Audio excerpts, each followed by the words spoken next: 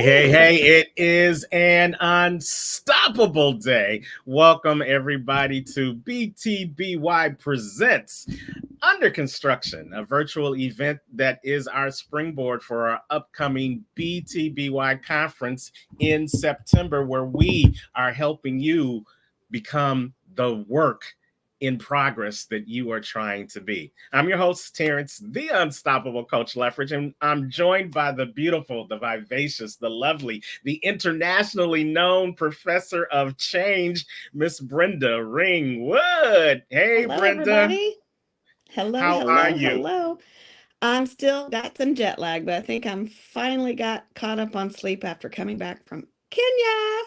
Yes, you are coming off of a phenomenal international event, living your best life. Nairobi. I know it was a great time. I'm sure you'll tell us a hmm little bit more about it as we go throughout this day. But I'm excited about this day because our title, Under Construction, a virtual event. Some of the speakers that you're going to see today, they are truly a work in progress. And that is the theme of our conference this year, the BTBY conference coming up in September. So are you feeling the vibe? Are you feeling the love from these people that are about to bless our audience today? You know what? I am blessed by these people because they are continuing to be a work in progress. They are allowing themselves to be molded and to grow.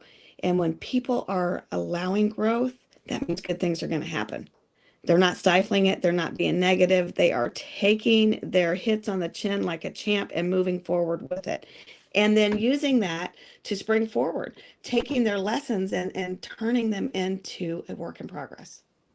Yes, they are. And they have come through one of the key at facets of our BTBY movement, the BTBS, the Become the Best Speaker Academy. They're all graduates of this, and they're going to be showcasing their talents for you today to let you know that the work doesn't stop once you have reached one Right. plateau. It keeps going and going and going and going. And we're looking forward to sharing what they have learned and what they have to share with you, along with giving you a couple of sneak peeks as to what's going to be happening in our BTBY conference coming up September 13th and 14th. You don't want to meet us there. You better beat us there in Kansas City, baby, because it is going to be phenomenal. And we've got one of the most well-known entrepreneurs in the world that's going to be gracing the stage, and you will have the opportunity to not only see him in action, but you might even get an opportunity to pitch your business in front of him. It's the phenomenal Kevin Harrington. He's going to be our keynote speaker and a big part of our BTBY conference. Take a look to what you're going to get. Hi, I'm Kevin Harrington. I'm an original shark from the hit TV show Shark Tank, and I'm here with Brendan. We've got a big event happening this fall in Kansas City, and I'm going to be there. I know you're going to be there, Brendan. Let's tell the folks all about it so we can get them there too. Are you letting fear, doubt, insecurities, what other people think stop you? Are you ready to get to the next level of your life? That's what we do. Go on over to comechangeyourlife.com, see what's going on. We have events all over, but we have a powerful event coming up this fall where Kevin is going to be speaking. So if you want to come meet him, you want to come meet me and my team, come on, comechangeyourlife.com. Yes. You definitely want to have your face in the place for this phenomenal weekend. Go on over to comechangeyourlife.com. You'll get to see Kevin. You'll get to see Brenda. You'll get to see me. You also will get to see some of these phenomenal speakers that are going to be speaking to you today, giving you a sneak peek of what you can expect when you get your tickets and join us in Kansas City. I'm so excited. I just don't know how to stop talking about it. Brenda, how about you? I have to say this. So everybody always asks me, where's your husband? Is she even married? Well, he went to Africa with me. Now, my husband supports me in a completely different way. He is in the back. He knows everything that I'm doing. He supports me. We talk about things. But he went to Africa with me, and he attended the Live Your Best Life Nairobi. And he said, I need to be at these BTBY events. So something shifted in him where he lives with me and sees what I'm doing. He says, I hear you all the time. I hear you practicing. I hear you on the phone. But he attended an event and he said, I need to be at those BTBY events. And that's where you need to be too. Because when you think you don't need it, or when you think that, what's it going to do for me? Let me tell you what it does for you. Connections, connections, connections, people, people, people. And they put you in the places where you need to be. So if you're stuck, this will help you get unstuck. If you're looking to level up your business, we got people there that's going to help you. This feel this time is a little bit different. It's still BTBY, but it has a business edge to it. Not only does it have a business edge, we have gurus coming in. Uh, Kevin's going to be there. Kevin Harrington, he's the original shark from Shark Tank. He's even going to let people pitch him. So you're going to get to see a little mini Shark Tank right from the BTBY stage where somebody's dreams are going to get to come true. Then we have Dr. Ruben West. This man, he's my mentor. He is absolutely fantastic. He teaches, he shows, and you can see yourself in him. What a better example. There isn't one. He's just the right person for this. And then we have Brandon T. Adams, who is a two-time Emmy winner. Not only is he a two-time Emmy winner, he is known for being the branding expert. And he's going to teach us how important your branding is right there from the stage. That ticket price just for that, if you're in business, is so worth it. And the list just keeps going on and on and on and on. We have fantastic speakers coming. Absolutely. And you guys will tell you a little bit more about who else is going to be there. These life-changing experience, becoming the better you, September 13th through the 14th. We're actually making dreams come true. And speaking of making dreams come true, let's jump right into one of our first speakers, Brenda. It is Absolutely. one of our newly minted speakers. She was already speaking before she came and took our 8-week class, but after that, now she is the epitome of becoming the better you. So let's welcome Jean Caggiano to the stage. Hey, Jean. Hello, hello, hello, everyone. Thank you for inviting me, Bren and Terrence. You are right. It is about change. And I will say that it starts with the mindset, but guarantee there's going to be some detours that are going to get in the way of that journey. So I am Jean Caggiano, and I am the founder and the CEO of Gems of Hope. And Gems of Hope, as Terrence identified, it is about discovering you and pulling the dreams that you have experienced or that you have seen or envisioned as a child and uncovering some of those treasures that you have hidden since your youth. So, as an educator, I've been a teacher for more than 15 years now, and I've worked in human services with many different groups of individuals. Today, I work with students, individuals ages 16 through 24, helping them discover the greatness that they have within them. But every day, I have to remind them that life is a journey. And I guarantee you, there will be detours that are going to get in the way of what you have dreamed to become. As a young girl, I remember being in central Mississippi on a farm that we went to regularly when we had nowhere to go. You see, my daddy was a mechanic and we traveled a lot because mechanics are needed regularly. My mom was a cook. So both of those positions, we could travel around a lot. And in my childhood, in my early childhood, I traveled a lot of the United States. As a matter of fact, I didn't even realize that I was missing a lot of education or a lot of school. And I learned that some of the schools that I would visit, they would share with me knowledge. I remember one of those places, I couldn't tell you what state or what city at this point. I remember sitting in the front row. I'm the new child in the group and I'm in first grade. And I just dreamed of traveling the world. But in front of me, there was one of the first teachers I had met that was so kind. And I didn't know then what she recognized in me, but what happened was I I sat there and I decided I'm going to be a teacher. And I learned as a child that we can close our eyes and imagine places. As a child, it's possible that even you yourself sat somewhere and just dreamed of becoming something, something great or something small, maybe even a parent, or maybe even someone owning a home.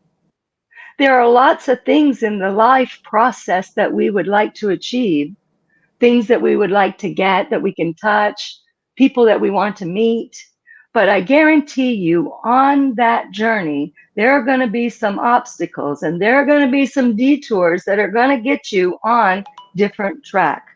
So imagine your life as a journey on a road trip.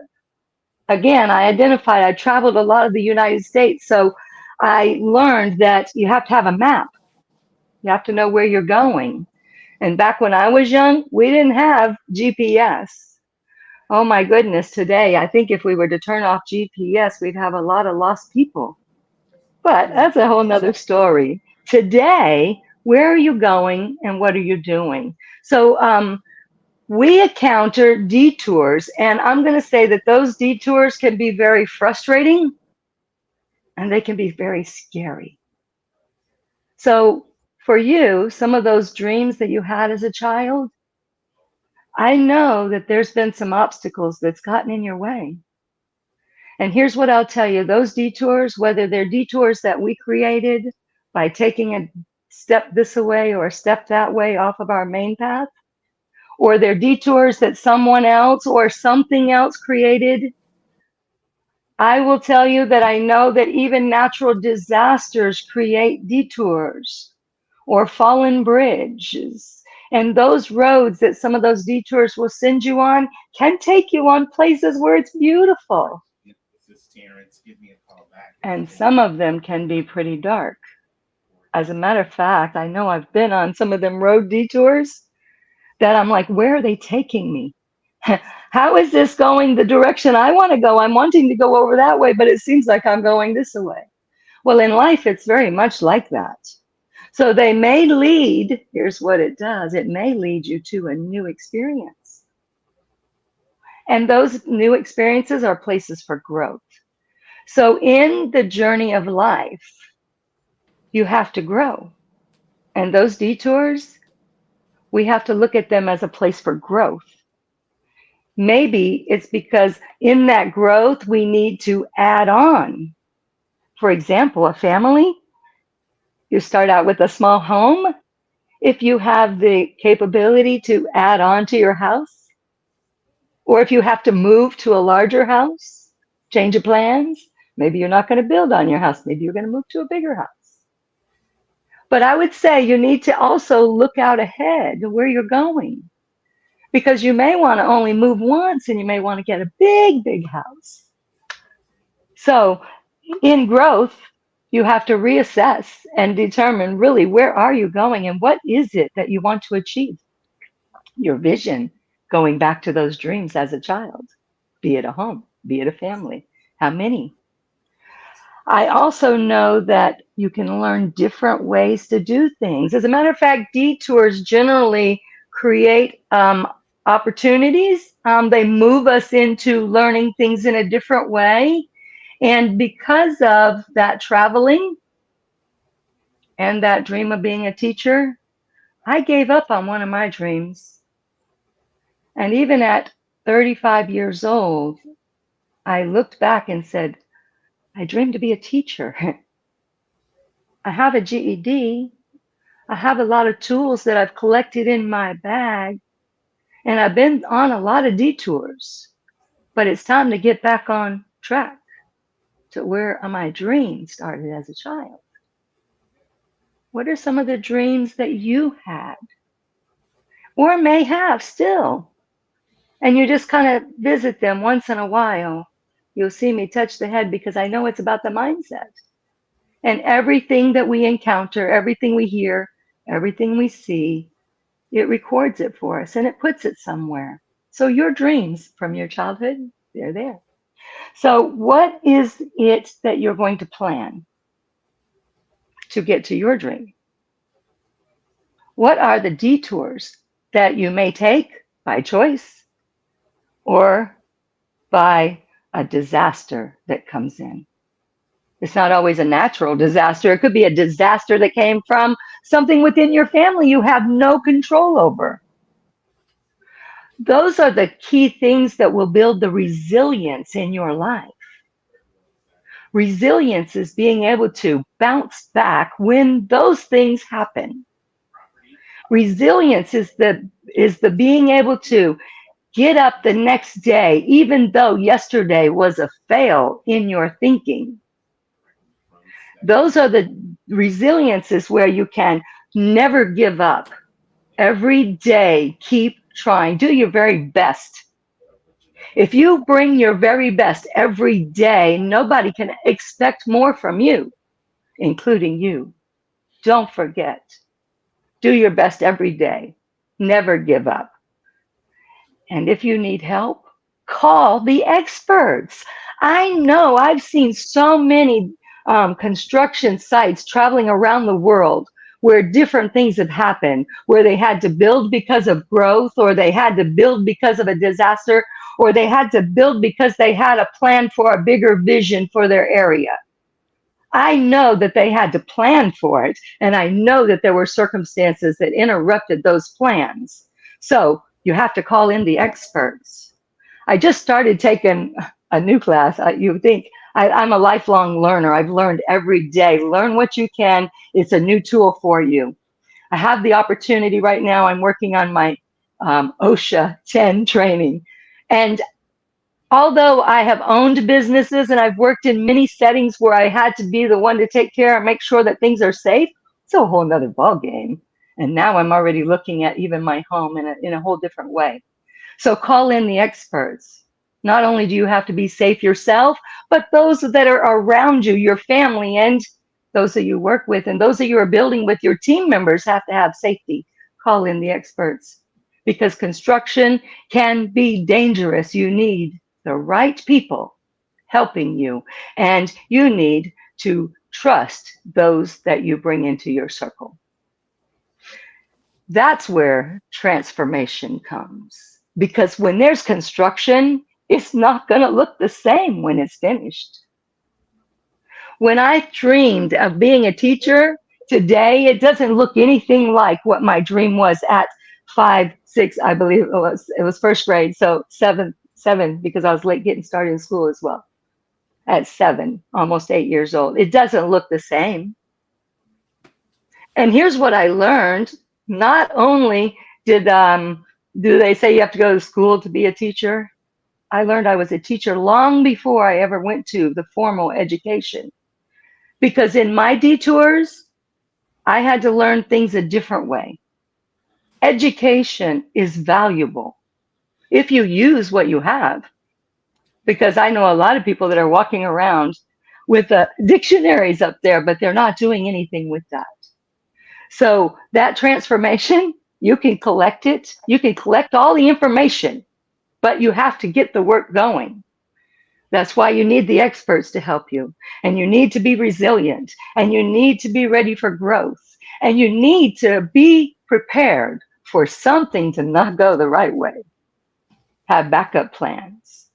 In that transformation, you need to be able to speak up, share. Because the more you speak about it, the more you teach, the better you are at it. To become the best at something, become the teacher of whatever it is you want to be, because you're going to put the time in to become, because you don't want to embarrass yourself if you have to go teach it. So what are you wanting to achieve?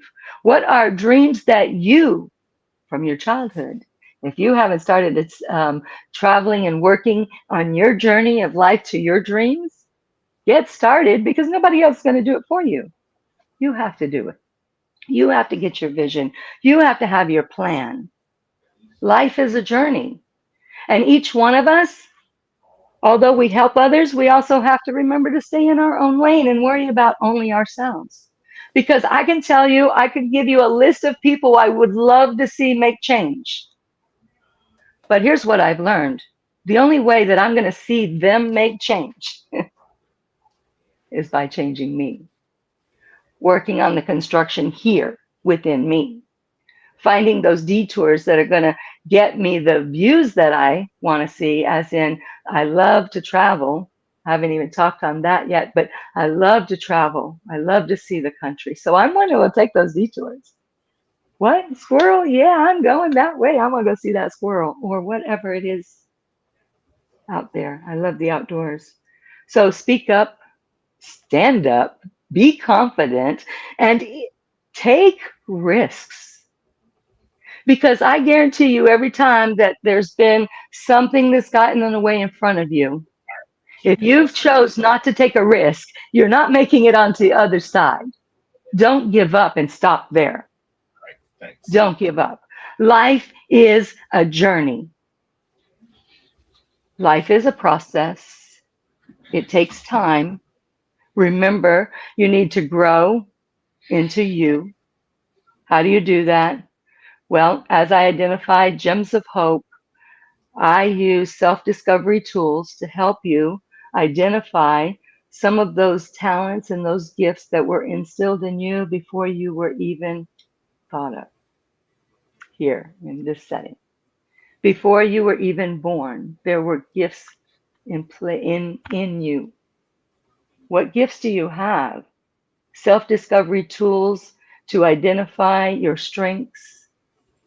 And speaking on that real quick, so many people think you need to work on your weaknesses. Oh, you do, 5%. The other 95%, you need to work on your strengths. You have everything you need right there. What is it that you aspire to become? And what obstacles or what detours have already gotten in your way, preventing you from getting there sooner? So, growth, resilience, and transformation are all part of construction. Grow when you see there's more, you need more. To give more, the more you get, the more you should give. And then resilience, because it's not going to come right away. There's going to be things that are going to knock you down, and knock you down. But you got to get up every day and give it another try. Start where you are, use what you got, and do what you can. Gems of Hope. Discover yourself, discover your purpose, discover your value, and you will be able to overcome any construction, or you might not overcome it, but you'll find a detour to get yourself to your dream. Thank you very much. Once again, I am Jean Caggiano, Gems of Hope, and you are amazing. Get busy at your dreams. Thank you. All Thank you, right, Jean. let's give it up for Jean. Get busy at your dreams. Those were definitely some gems that you dropped on us this morning. How does it feel, Jean, to be able to give such a powerful presentation this morning and help people who are under construction in their own lives move to becoming a work in progress? It is very invigorating. It's very enthused. It really drives me every day. I do not have to set an alarm. I get up every day going to where my position, I go to my job, and I do what I love doing every day, working with individuals that for some reason or another have fallen out of school. And now they're looking to get their education and go on into careers, some into college and some into the workforce. As I identified, I'm working with construction for homes with the Housing Authority, as well as CNA. So to see their faces light up as they start to become and believe in themselves, I tell you, believe in one person and they will believe in themselves. If you believe in them, you got to I believe in love the people. So I get to believe in people. Thank you. I love it. I love it. I love it. So this is just one of the phenomenal speakers that we're going to have in September at the BTBY conference. If you loved what Jean had to say, then you definitely need to go on over to comechangeyourlife.com and get your tickets to meet us in Kansas City on September September 13th and 14th. It's going to be phenomenal. Thank you so much, Gene. We appreciate you. Okay. Thank you, everyone. Great All job, right. Gene. Thank you for those gems of wisdom.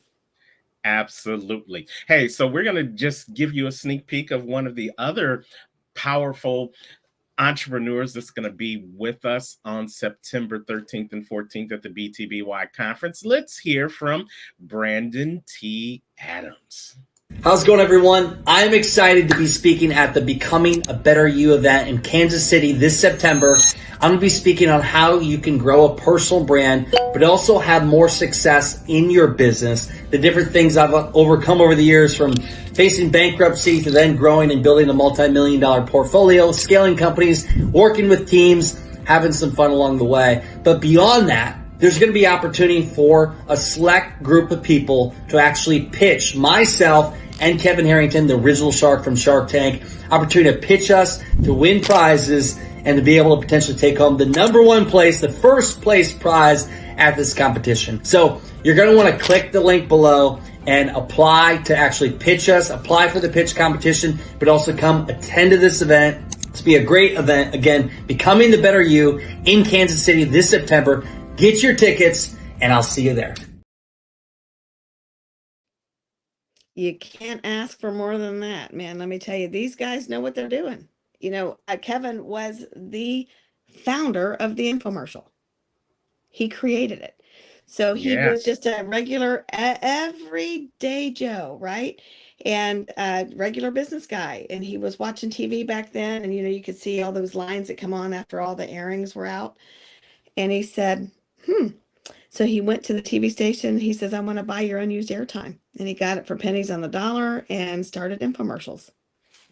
Yeah, and look how the world and the industry of infomercials have Right. changed as a result of putting in that work and progressing to make it better and better and better. And that's what we do here at Becoming the Better You. So if you guys are a work in progress and you're looking to get around like-minded individuals who are also putting in the work so that they can progress, y'all like how I did that? Y'all like how I did that? All right. Then come on over to the BTBY conference September 13th and 14th in Kansas City. You can go on over to the link, comechangeyourlife.com, right there on the screen, and you can get all the information about the upcoming event.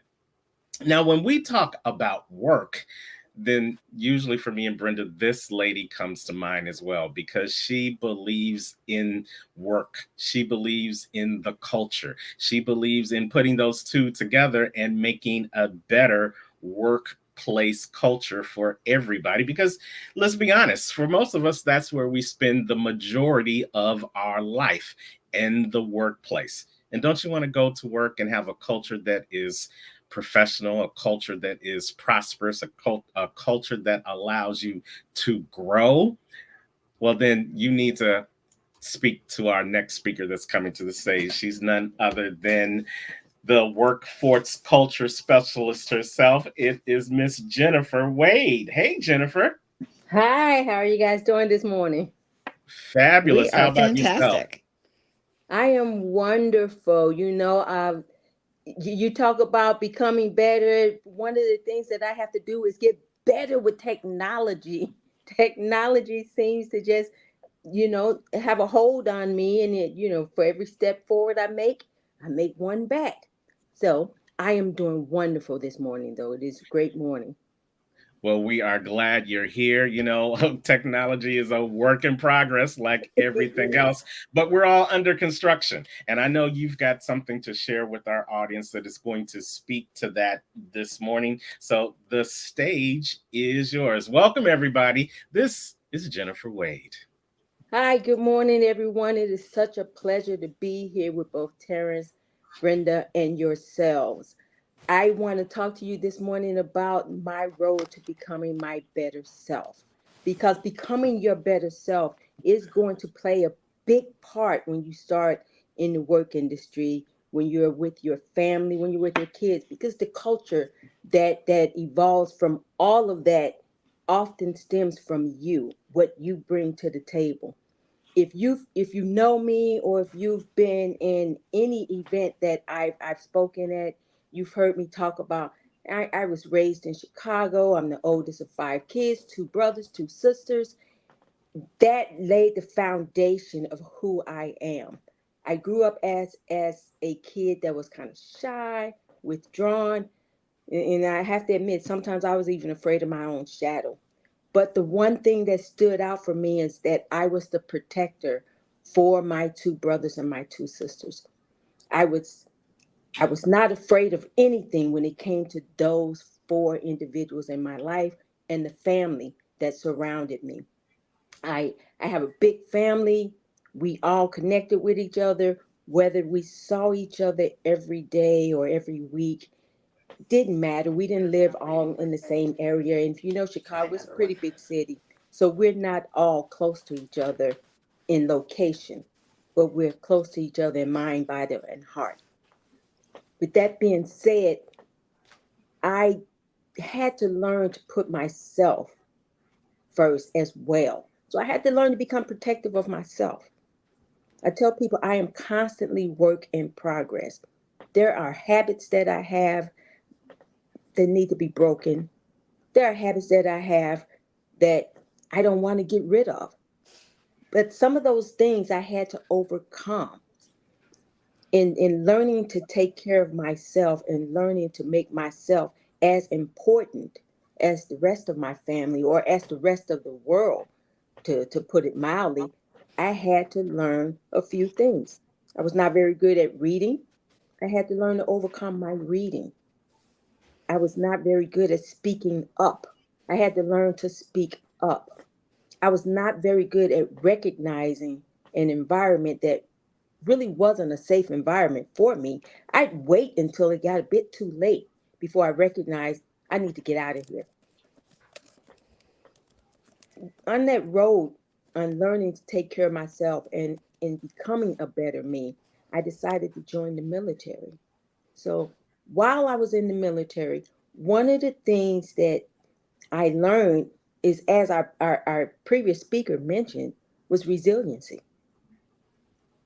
I went in this shy, withdrawn kid, often afraid, thought that I could not do the task that was set out in front of me, but I could. But I lacked the confidence in myself. I had those drill sergeants, I had those battle buddies, those additional soldiers, those people that were training with me that helped me understand you're not expected to be 100% of yourself at this particular moment, but you are expected to strive to be 100% of yourself. With the help of the people that surrounded me, I learned and built that confidence in myself to move forward and to become a better me, to understand that I am constant work in progress.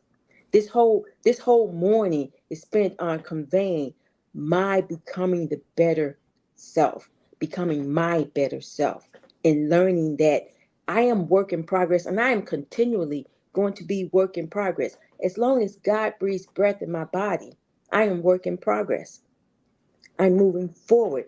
I'm learning to be a better version of myself. And in part of that was not only joining the military and understanding within that huge conglomerate of individuals, the largest organization with the most diverse individuals that you're going to encounter in a business.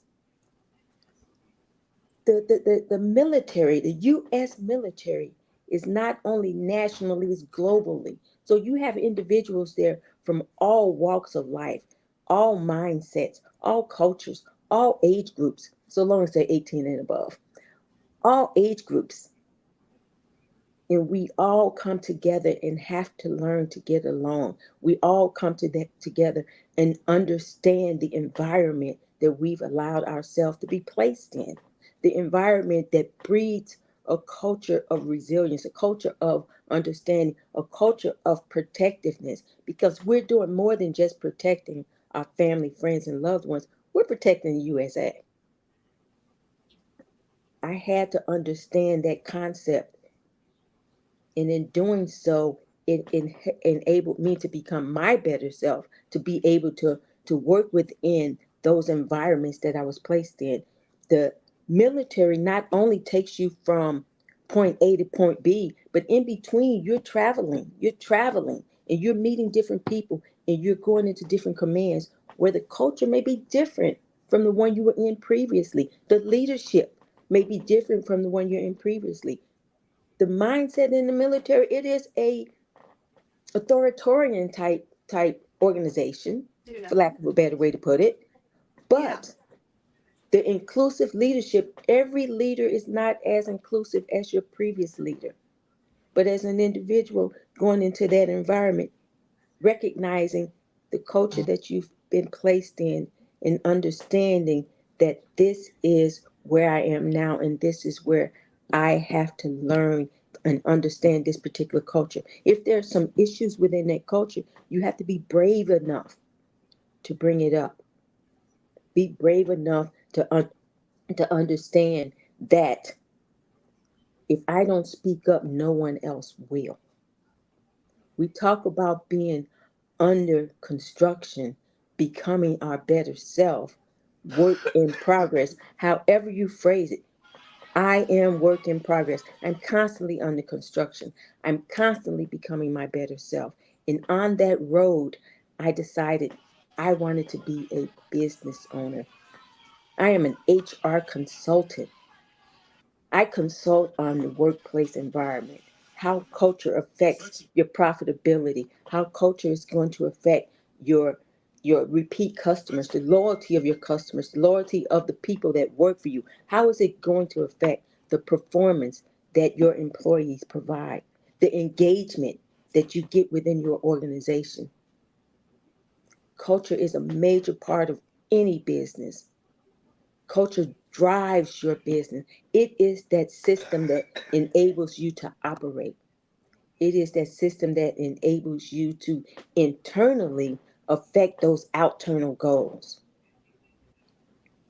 Now, I haven't always been able to just get up here and talk about the things that are important to me or talk about how I feel culture affects your organization. Culture affects you as an individual. Culture affects your business. It affects your community. It affects your church, your religious environment.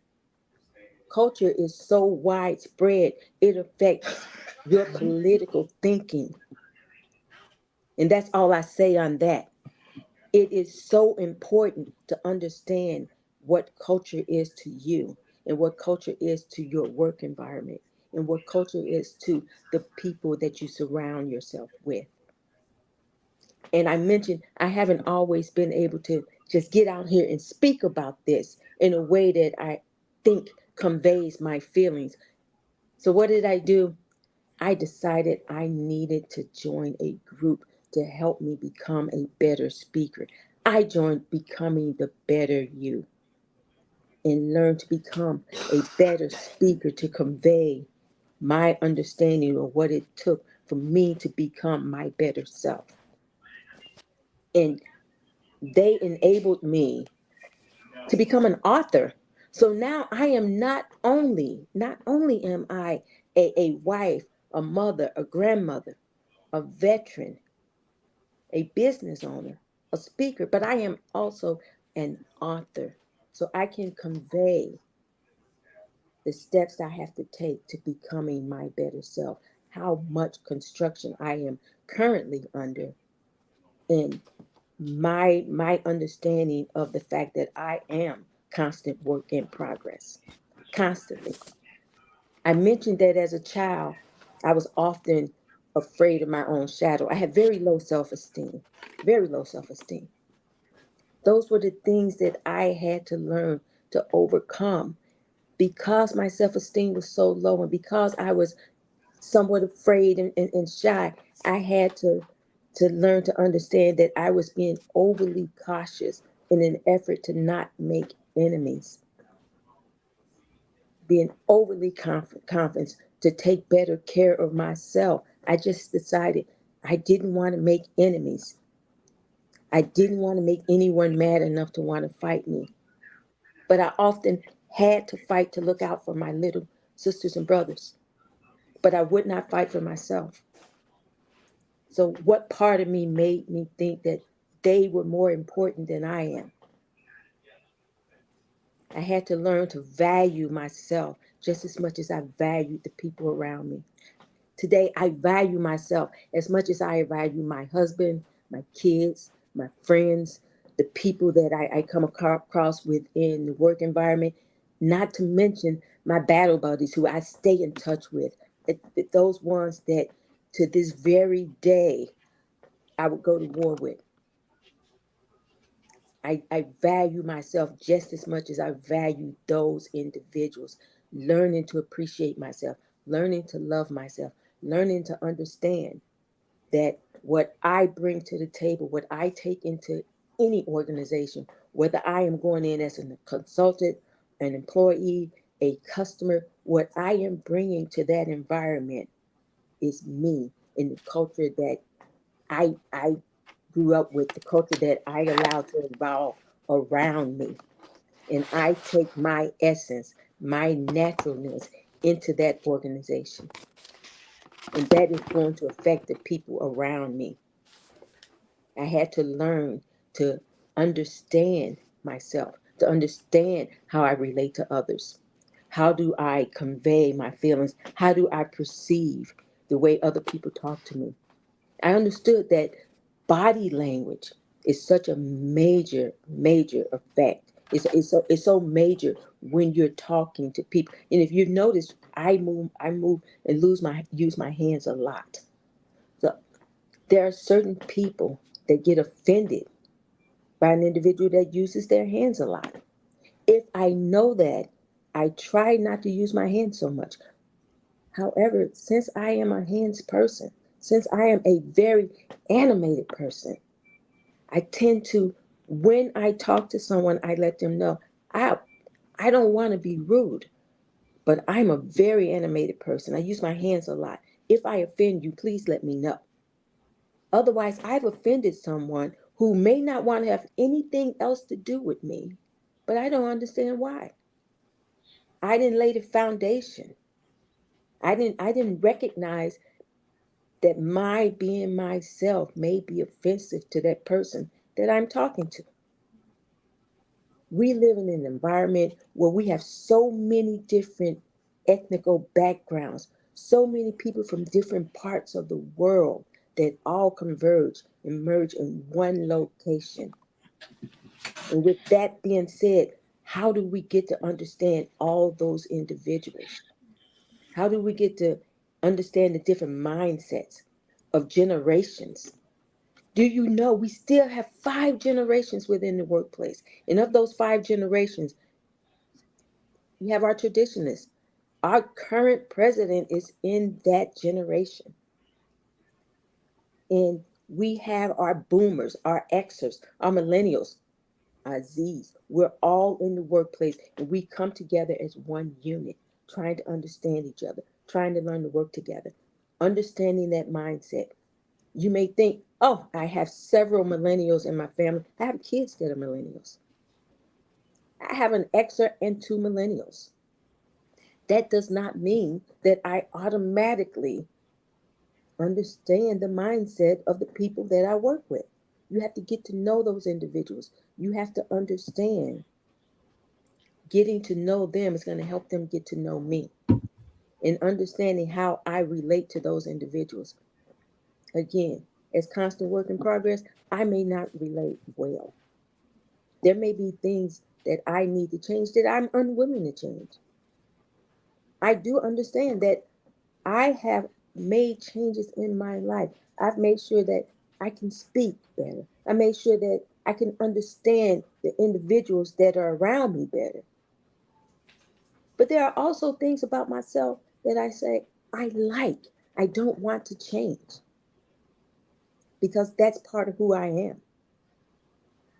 And that's good. I don't have to change everything about me to please everyone else. But what I do have to do is understand what makes me happy and how is that going to affect the people around me. I am a very direct person. You wouldn't know that considering how I used to be afraid of my shadow. But I am a very direct person. If you ask me a question, I would try to be as honest as possible. But I had to learn that honesty does not always have to be harsh. I can soften the blow. Do I like your shoes? No, I don't like your shoes. They look good on you. Instead of just no, they're ugly. They're not ugly. They're just not my. They're just not for me. I had to learn honesty does not have to be harsh. Honesty does not have to send people away crying. Honesty can just simply be honesty with taking into consideration the people surrounding you. Don't offend everyone with your honesty. That cultural mindset, that cultural mindset is something that we have to develop. It is not something that we have naturally. Naturally, we're born with eyes, ears. We have a brain, but understanding comes in time. To create an inclusive, understanding environment with communication in a field of safety where individuals feel safe to voice their concerns or to voice when they feel that things are not quite as they should be. That is a gift, and that's a learned gift. Like I said, when I joined the military, I had both good and bad habits. They helped me understand those good and bad habits. It helped me to understand the diverse levels of organizational staffing and cultural mindset. It helped me understand the mentality of myself. Again, I am Jennifer Wade, and this morning I just wanted to talk to you about some of the steps I had to do to become my better self, to overcome those obstacles that was preventing me from becoming the best version of myself. And to let you know that I understand, even with that, I am still work in progress every day. Jennifer Wade, thank you. Yes, yes, yes, yes, yes. Give it up for Jennifer Wade, a work in progress. You know it takes a lot to talk about your own progress and your own work. So we thank you for your vulnerability. But how do you say, as a speaker, talking about your own vulnerabilities help others who are a work in progress themselves? I'm glad you asked that question because the very first time I spoke on one of your stages and I shared personal things that I had never had the courage to share with anyone.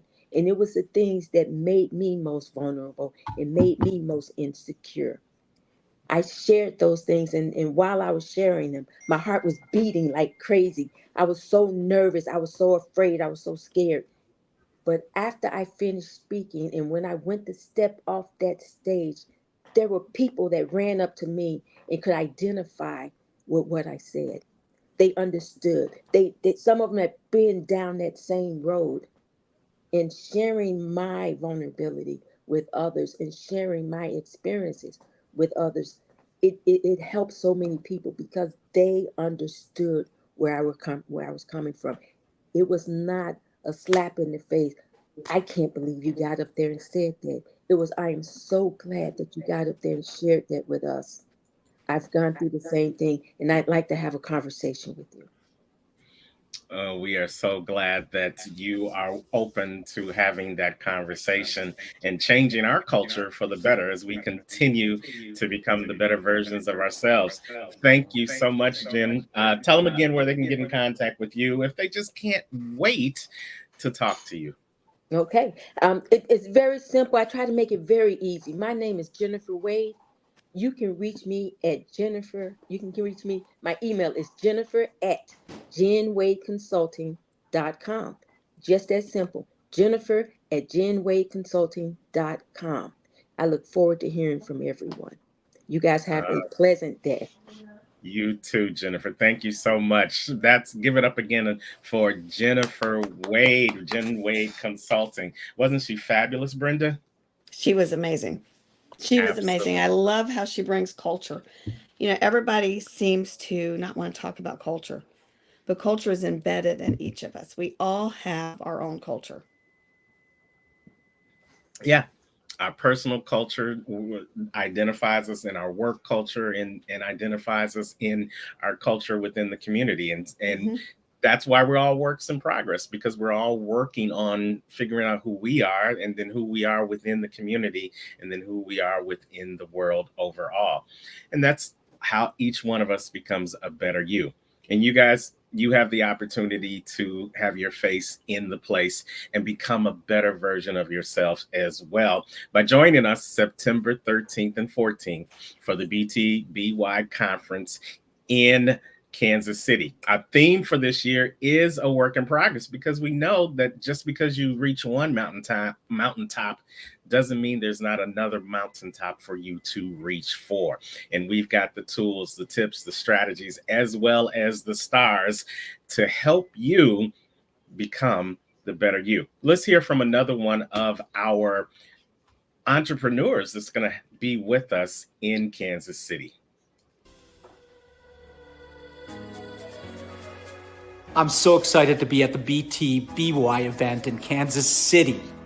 Come and learn how to become more than you ever thought was possible. It's on September 13th and 14th, and there's also a free networking event on September 12th, which I'll be there as well. You'll learn strategies for overcoming fear. Learn to identify and conquer fears, blocking your success in career, relationships, and personal growth. Empowering mindset shifts, unlocking the techniques to shift from self-doubt to empowerment, boosting confidence, and driving towards your goals. Building resilience, one of my favorites. Master resilience and adaptability to overcome setbacks, fostering a growth mindset for relentless progress towards all of your goals. I'm Christopher Cumby, and I'm helping people level up in their business and life. And I'll see you there.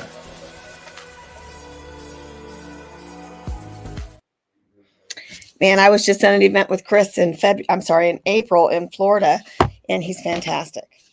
He is set in his values, loves people, and he's going to teach you how to overcome fear. Right. And I love how he says level up, because we can all rest on our laurels. You've heard that many times before, if you're as old as I am. We rest on our laurels. We get to one point and then we just start coasting. But there's always the opportunity to level up. There's always another level that you can get to. As long as you're still breathing, you have this opportunity to go to another level in your life. And guess what? You never know who's watching, but guaranteed someone is always watching you. And as you level up, you never know. You never know. And as you level up, you give them the opportunity, you give them the permission to level up as well.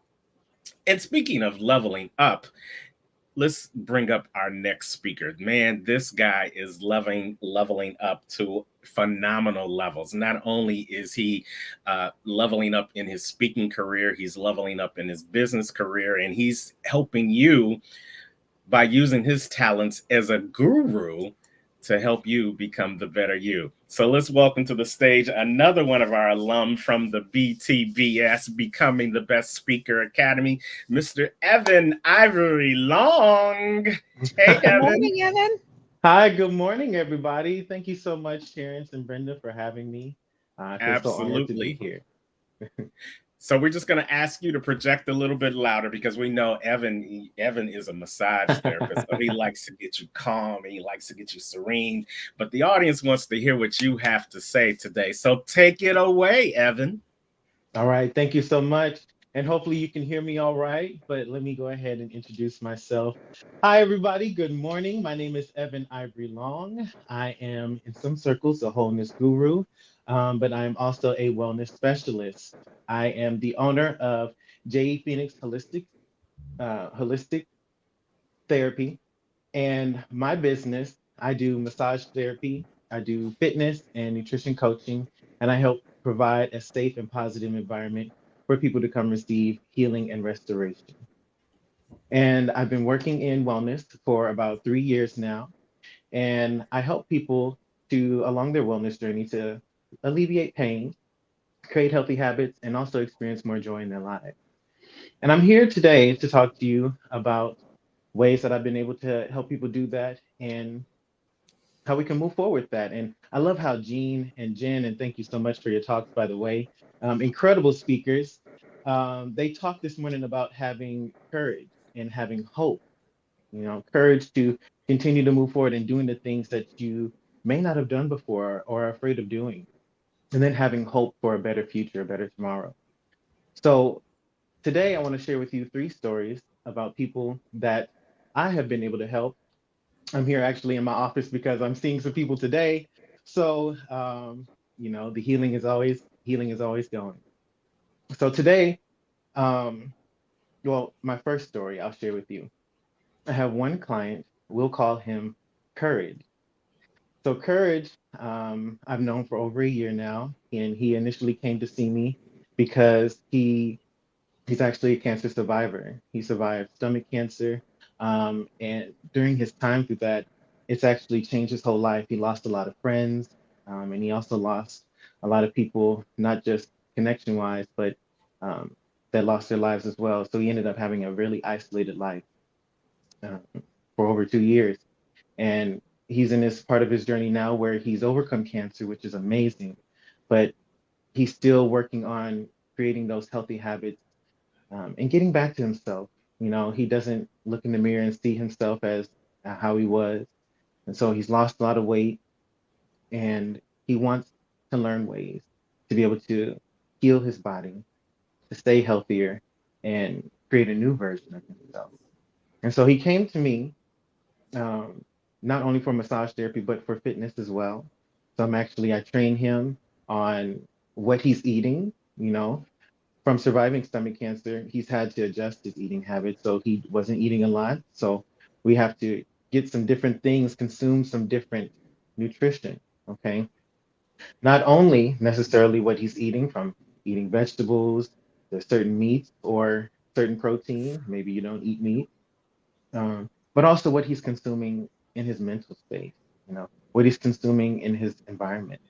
Okay. What he's telling himself and what he's feeding himself through his eye gates and ear gates, what he's listening to, what he's seeing on a daily basis. So I've been coaching him through this, and there was a lot of negative stuff that he was consuming, being in that state of hospital ridden, not able to do much. There was a lot of negative self talk that he developed, and some of those things can play out into our physical, and can have physical manifestations and it can manifest into sickness or illness. So it's taking a hold of that and adjusting our nutrition holistically to help empower our body and refortify our temple and our body, our mind, and our spirit. So I'm helping him through fitness as well. So I train him about once a week, and I'm pushing him. Although what he's been through has left him in, more of a deconditioned state, he's still capable of doing the push-ups, doing the bench presses, doing the squats, doing the sit-ups. And even though he wants to quit, I still encourage him, hey, give me one more. You got this. Even when you think and even when they think that they want to give up, I'm right there behind you. And even if I have to come in with an assist, hey, you got this. One more rep. You did it. Didn't that feel good? That was amazing. I'm so proud of you. All right, let's get some water in and let's go again. So with working with him for over these past weeks, he's already starting to change his his daily habits. He's feeling a lot more positive. He'll send me a text message and say, "Hey, I'm working on my food, and this is what I got going on. It's not necessarily, I didn't quite hit my calorie goal for the past, you know, you know, 2 days out of the five, but I'm still working on it." And I'm like, "Hey, that's great. You're doing it more times than not, and it's all a work in progress, right? As we've been talking about this morning." So I'm helping Courage as he's continuing on in his journey.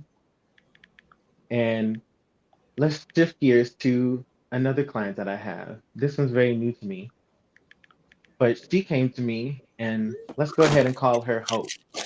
Okay. So Hope came to me actually specifically for massage therapy because she has a trainer she's working with, but she's actually experiencing a lot of issues in the gym. Um, she hasn't been working out, or in her past, she hadn't worked out in over 2 years. It's been a while. But her goal this year was to take a hold of her wellness and get back in the gym and build up her body so that she feels strong and she feels stable when she's stepping out into the world. And during her training, she's been working with this trainer, but it got to a certain point where she started feeling a lack of connection to her left leg. And she went to go do this exercise and she actually lost her footing and almost fell. And since then, she says she hasn't been able to quite get that activation that she has in her left leg. And so when she came in to see me, it was to help her with this issue. And she told me a bit about what she had been experiencing. But she also told me the history behind that. Now, she said that when she was younger, she actually fell.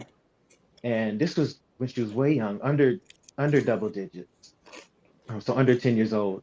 And the way she fell, it actually injured her foot, her knee, and her hip, so that when she got older, it actually started healing in a different pattern.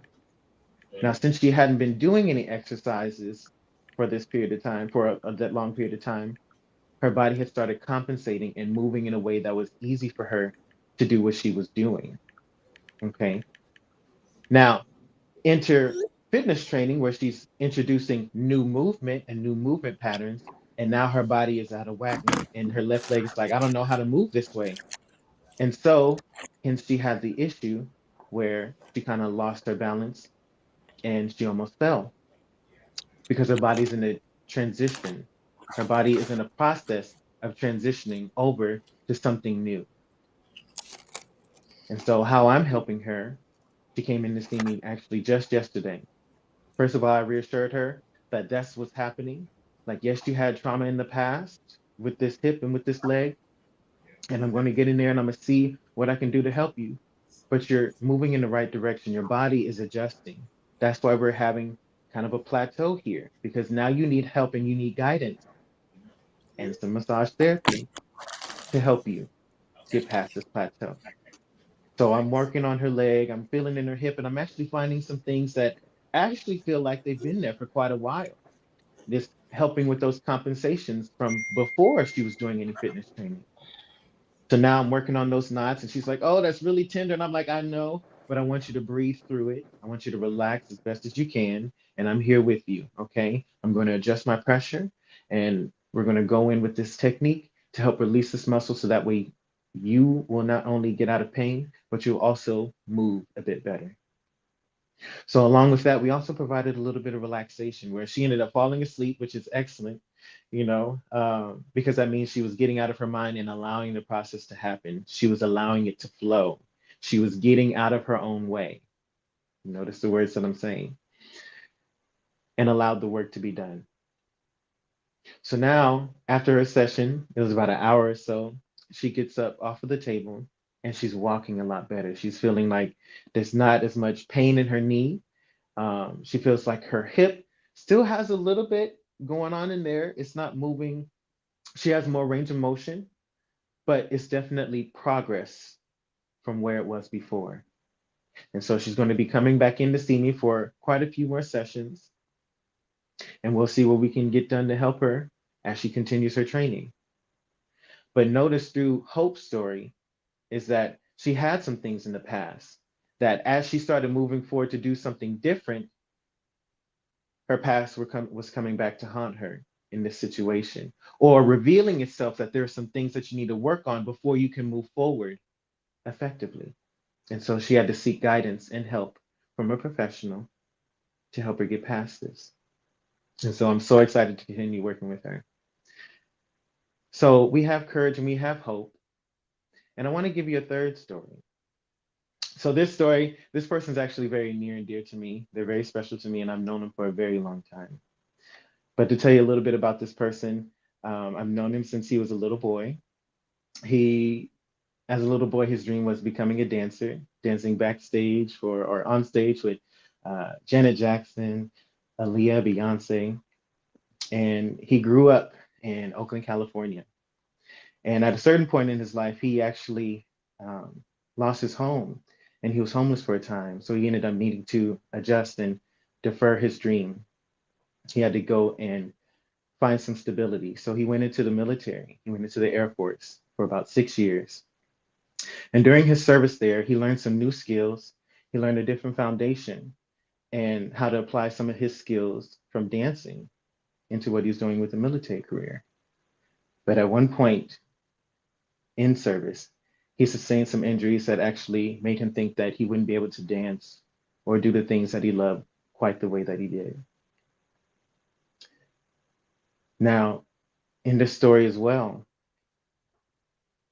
in this story is also a victory because although he thought that he wasn't going to be able to recover or that things would never be the same or he would never be able to do the things that he once did, he sought help, he sought guidance, and he had a spark of hope that kept him moving forward each day through the stress and the struggles of being in the military, to where he found help from a physical therapist who actually applied not only exercises, but massage therapy to help find the issues that was caused and the past traumas from the injuries that he sustained. They were able to help educate him on how to release these traumas, these tensions, how to stretch them, and how to work on them, how to gain strength, how to build his body back up. And so now, today, through education, consistency, and persistence, this young boy is now a professional massage therapist, a fitness trainer, and also a nutrition coach to help others do the same thing and overcome all of their traumas and to live a happier and healthier life. And if you haven't guessed it already, that little boy was me. And we get so caught up in the things of being perfect and wanting to do our best that we forget just how far we've come. If you take a look back and see where you started to where you are now, you had an improvement. Each step up that mountain, take a look back and you get a view of all the land that you've overcome. So I'll leave you with this. It doesn't necessarily matter where you've been or what you had to overcome. It's where you are right now in this moment and where you want to go. And having the courage to move forward and get the help that you may need from a professional and receive guidance, and having hope that everything is working out for your best version, your higher self, and for a better future. And you, my friend, aren't only a work in progress, you are masters in progress. So I want to thank you Mm. for having me today. Again, my name is Evan Ivory Long, owner of Jade Phoenix Holistic Wellness. And if you would like to get a hold of me, my website is JPH Wellness. That's J as in J, P as in Phoenix, H as in Holistic Wellness.com. My email and phone number are on there. And then if you also would like to receive education from me, you can find me at Wellspring School of Allied Health. I now educate people on fitness and massage therapy, helping them change their lives, just that I have done, and then to also change the lives of others. So thank you so much and have a blessed day. Thank you, Evan. Man, that whole work in progress, your field is right there in that. You deal with people who have weight problems, stress, mental, all of that. We struggle, and it's a mindset. It It is a is. mindset. And you're right there in the midst of it all. Right in the Yeah. midst of it all. Mm-hmm. Yes, yes, yes. If we were at a speakeasy or at a poetry fest, we'd be doing this right now because he said you're not a work in progress, you are mastery in progress. Now, oh man, that's a tweetable, y'all. If y'all didn't get that, y'all need to write that down. That is the mantra. Brenda, you just talked about mindset.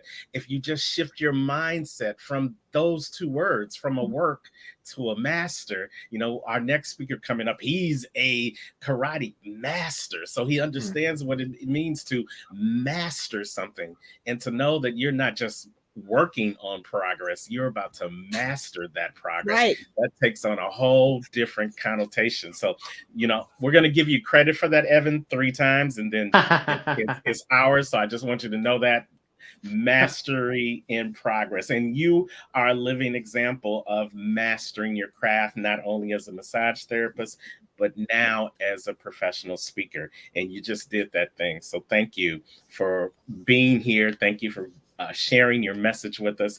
And thank you for reminding us that we're not just a work in progress, we are masters in progress. Y'all give it up for Evan Ivory Long. Absolutely. Thank you so much, Evan. We appreciate you. Man, I just felt like a proud papa, Brenda. We've got some fantastic people coming out of our classes, but they are doing the work. So they are achieving their goals. Yes, and they are sharing their message. And it's just another part of the thing that we do here at Becoming the Better You. We help people not only become the better you as communicators, but we help them become better you as speakers. And we have more classes coming up. So if you're interested in becoming a better speaker, then check this out.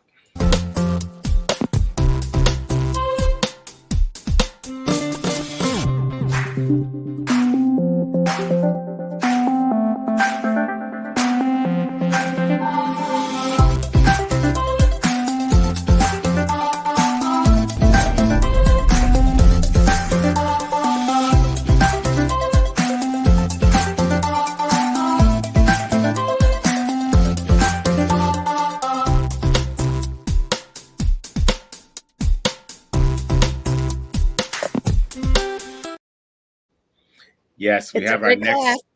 Yes, great class. Great class. We have our next class coming up real soon. So go on and register over at btbspeaker.com, a division of Becoming the Better You. And you can see right here from this program that you have the opportunity to go from our class onto our virtual stage and even onto our in-person stages. And you know what? With that, let's bring up Chuck Doyle for a minute to talk about that. Hey, Chuck, what has BTBY done for you?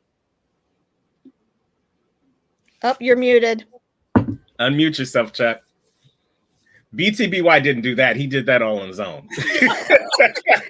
Oh, man. You see the background. You see what's going on here in the background drop I got. BTBY has done a lot. It's not only taken me to stages within my own community, it's also put me on stages across the country. And most recently, it's put me on stages across the world, like literally world. But I don't want to speak too much about that because I am going to bring that up later on in this broadcast when I make an introduction to all of you people out there that's under construction. You get me? Well, you can do something for us though. So our next speaker is Kevin Wilson. Oh, now man. he has been at every BTBY event. He's been on all of the virtuals, anything BTBY. He is there. He is our CFO. Talk to us about your experience with Kevin. So check this out, y'all. Now, y'all might not be as lucky as I've been in the past, but frankly, here, Brenda, I know you spoke about the Destin trip a couple of months ago. We took down there when we met up with Chris Crumley. I was man, and it was a privilege, an honor. I was able to. We got an Airbnb, and in that Airbnb, we all had special places we had to sleep on this trip. Man, I was honored with roommating with Kevin Wilson, and when I say roommating, there's nothing like being able to have knowledge sleeping right next to you about financial literacy, and not just financial. We got into a great relationship just about relationships in general.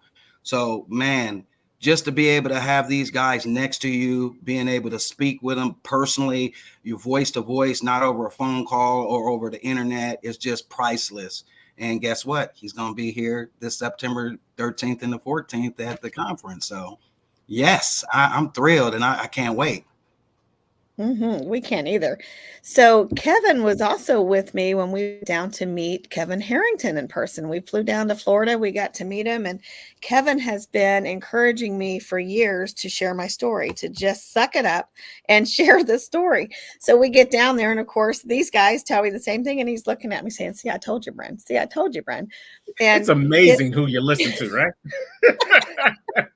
his advice has been just a game changer for BTBY. And Kevin, we are so proud of you and the things that you have accomplished, but we really value our relationship with you. And that is something that people misunderstand. They don't understand the value behind a relationship.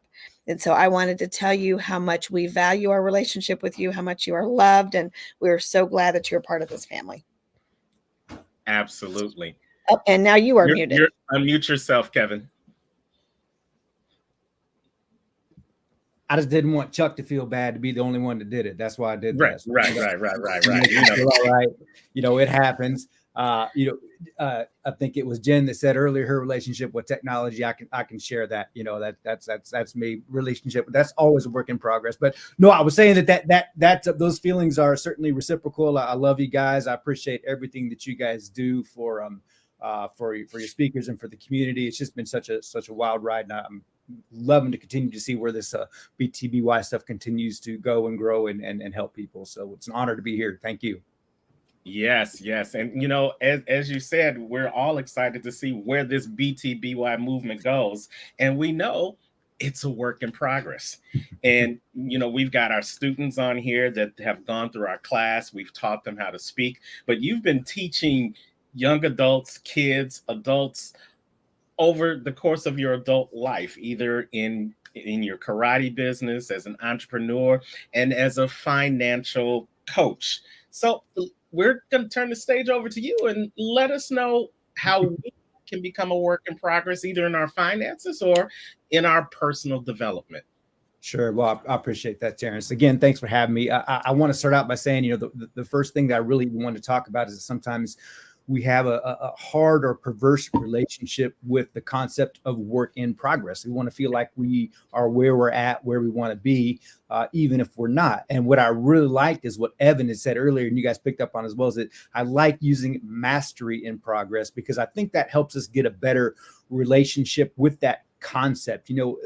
Everything is always malleable and changing and dynamic, and we have to learn to embrace that. And they say the only thing constant is change. So we need to understand that we continue to change, sometimes for better, sometimes for worse, but that is the continued work in progress, or mastery in progress, as we continue to do that.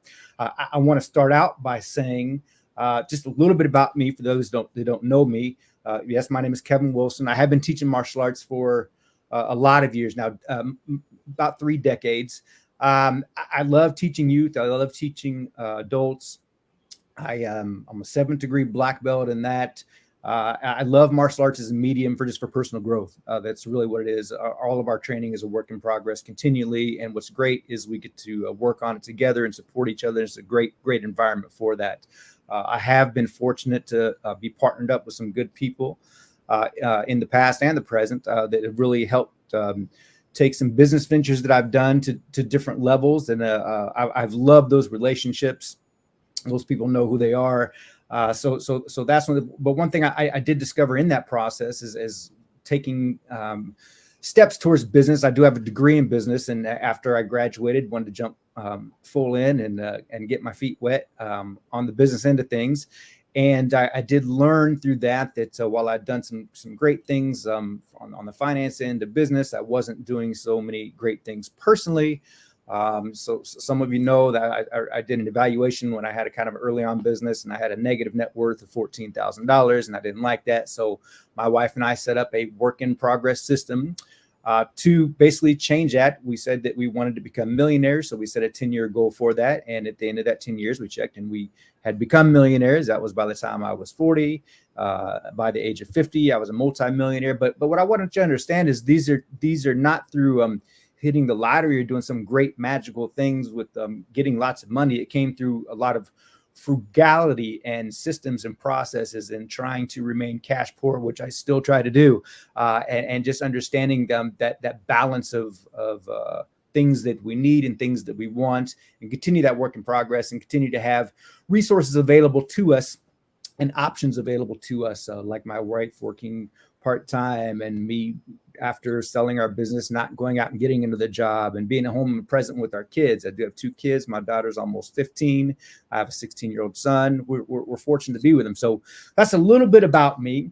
But I say that because I plug myself proudly into a community, and that's what BTBY is. And we talk about this work in progress, especially, I mean, this concept coming up in this conference in September.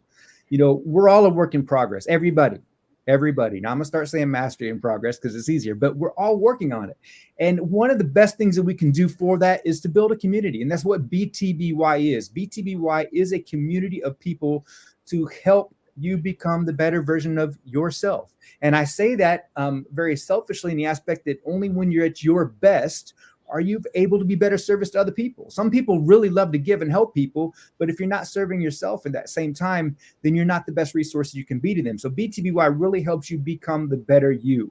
And at this work in progress conference coming up, I'm really looking forward to it because it really is getting down to the meat of what we all are trying to do.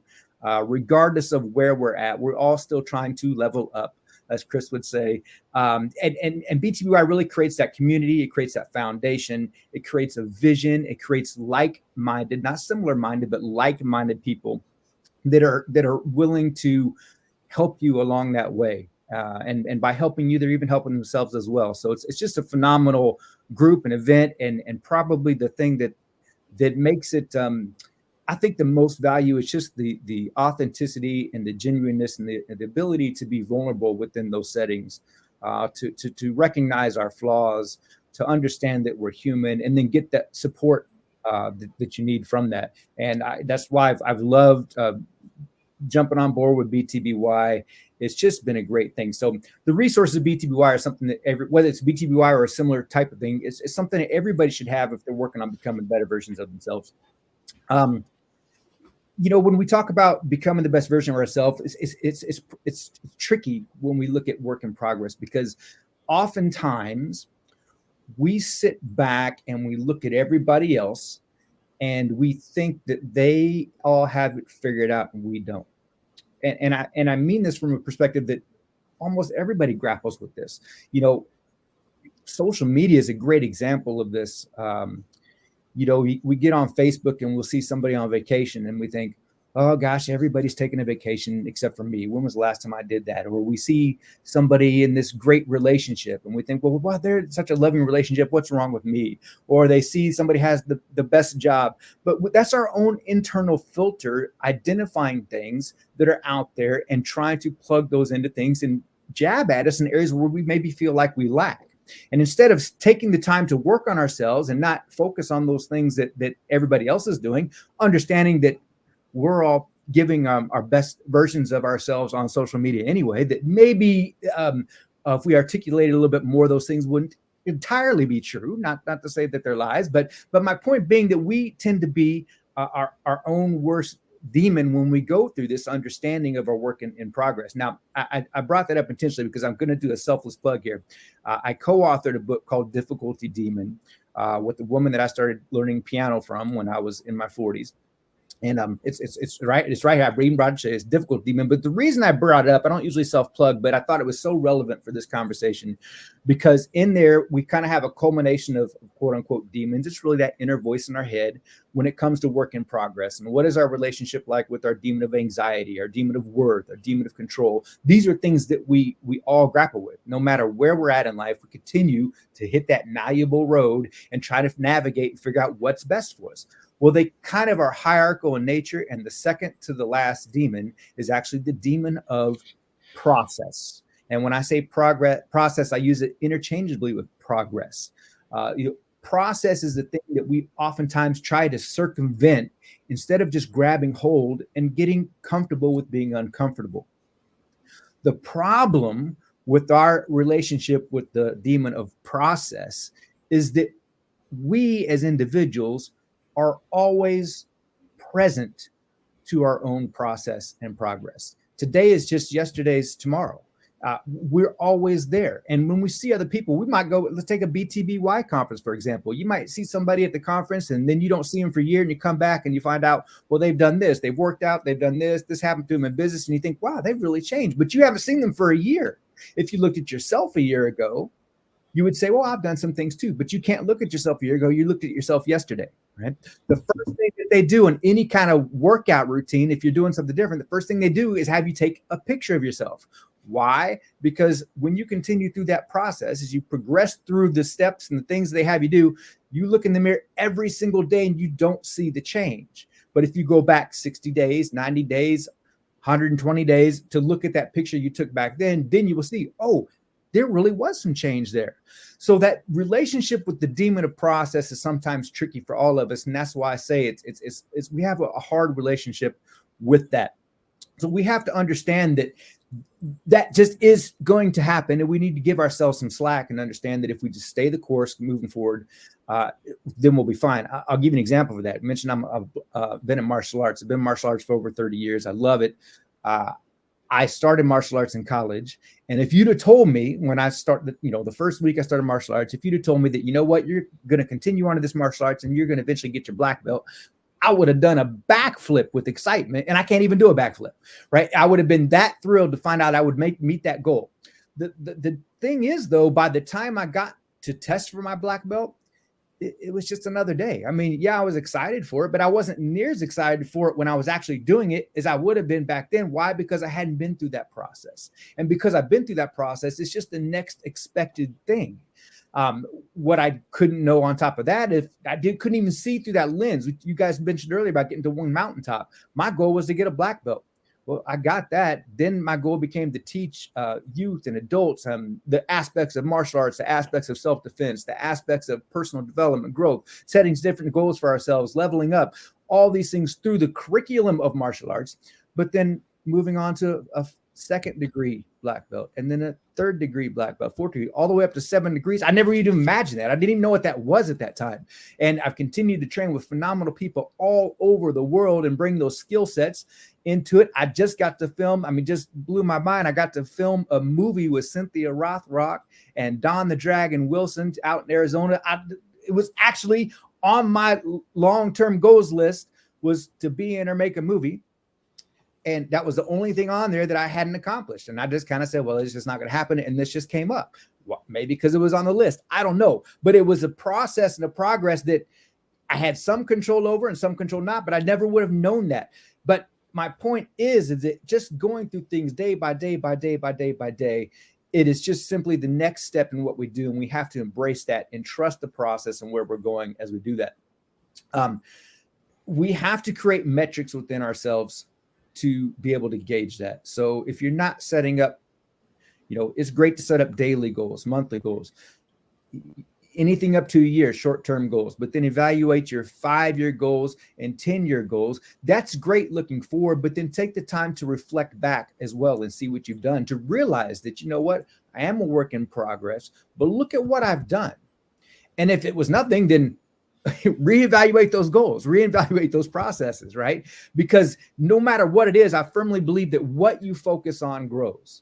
And if you're focusing on the right things in the right direction, change has to happen. I said that with personal finances. We started out by starting to learn to eliminate some debt and then trying to build our net worth. And I'm just an advocate of if you are sincere about in anything, putting effort in it and changing it, you can't not have results. It's just not possible. The problem is when we don't see the results right away, sometimes it gets discouraging, and that's that work in progress system. So we have to give ourselves times to reward ourselves, to go back, to reflect. I often use the quote, reflect on the past, plan for the future, live in the moment. I believe that's the life balance of what work in progress is really all about.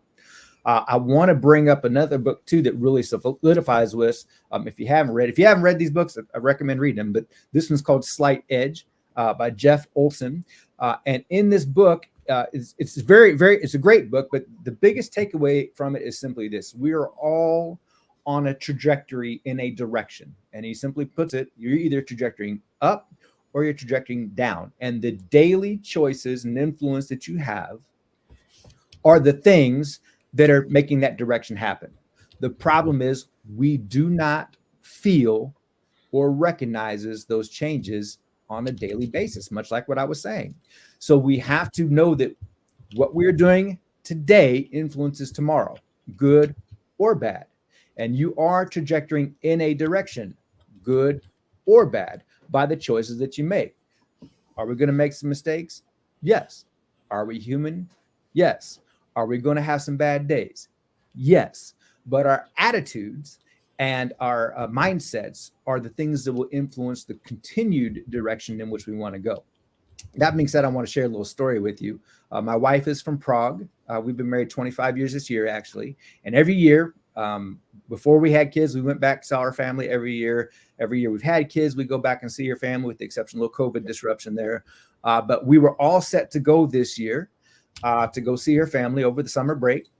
And we actually were going to go for a month because since it was our 25-year wedding anniversary, the wife and I were going to leave the kids in Prague and we were going to sneak away to Italy for about a week. Just celebrate 25 years. It's fantastic. So we were looking forward to this, all excited. We got our plane tickets. We're all ready to go. And then just a couple of weeks before we left, our dog was acting funny one night and we ended up having to take her to the hospital. And long story short, we found out she'd had a stroke and some head bleeds and all this. And we had some tough decisions to make in that moment. They weren't too optimistic of how her recovery might be. They just didn't know. We spent a lot of money on MRIs for her and different care. And so we were really trying to figure this out. We decided that we would do everything we could for her and got her home, and then found out that there was a pretty intensive care regimen for her for the next several weeks at minimum. So I decided that I would stay home with the dog and allow my wife to go see her family and the kids to go see their grandparents, and I would just stay home and care for the dog. Now, was I disappointed that I didn't get to go?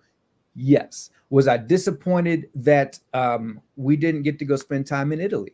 Yes. And it would be reasonable to be upset about it, to complain about it, to feel like I got gypped, to be upset with the circumstances. But instead, I chose to be thankful in the moment that, number one, we had the resources at the time to care for the dog that we did, because she's another member of our family. Number two, that we got the care that we did from the people that we did. Number three, that I was able to stay home and take care of her and nurture her to better health. That being said, she is her same old self now. She was a young dog. She's only 5, so she is her same old self. She's back to normal, and we're very optimistic that she's going to continue that path. I say that because, again, it would be very, very, very easy to have very upsetting feelings over that, but I chose to focus on the more positive and just understand, you know what, Italy will still be there. We'll go another time. Now, another situation in that same realm of things is as I said, I'm very frugal.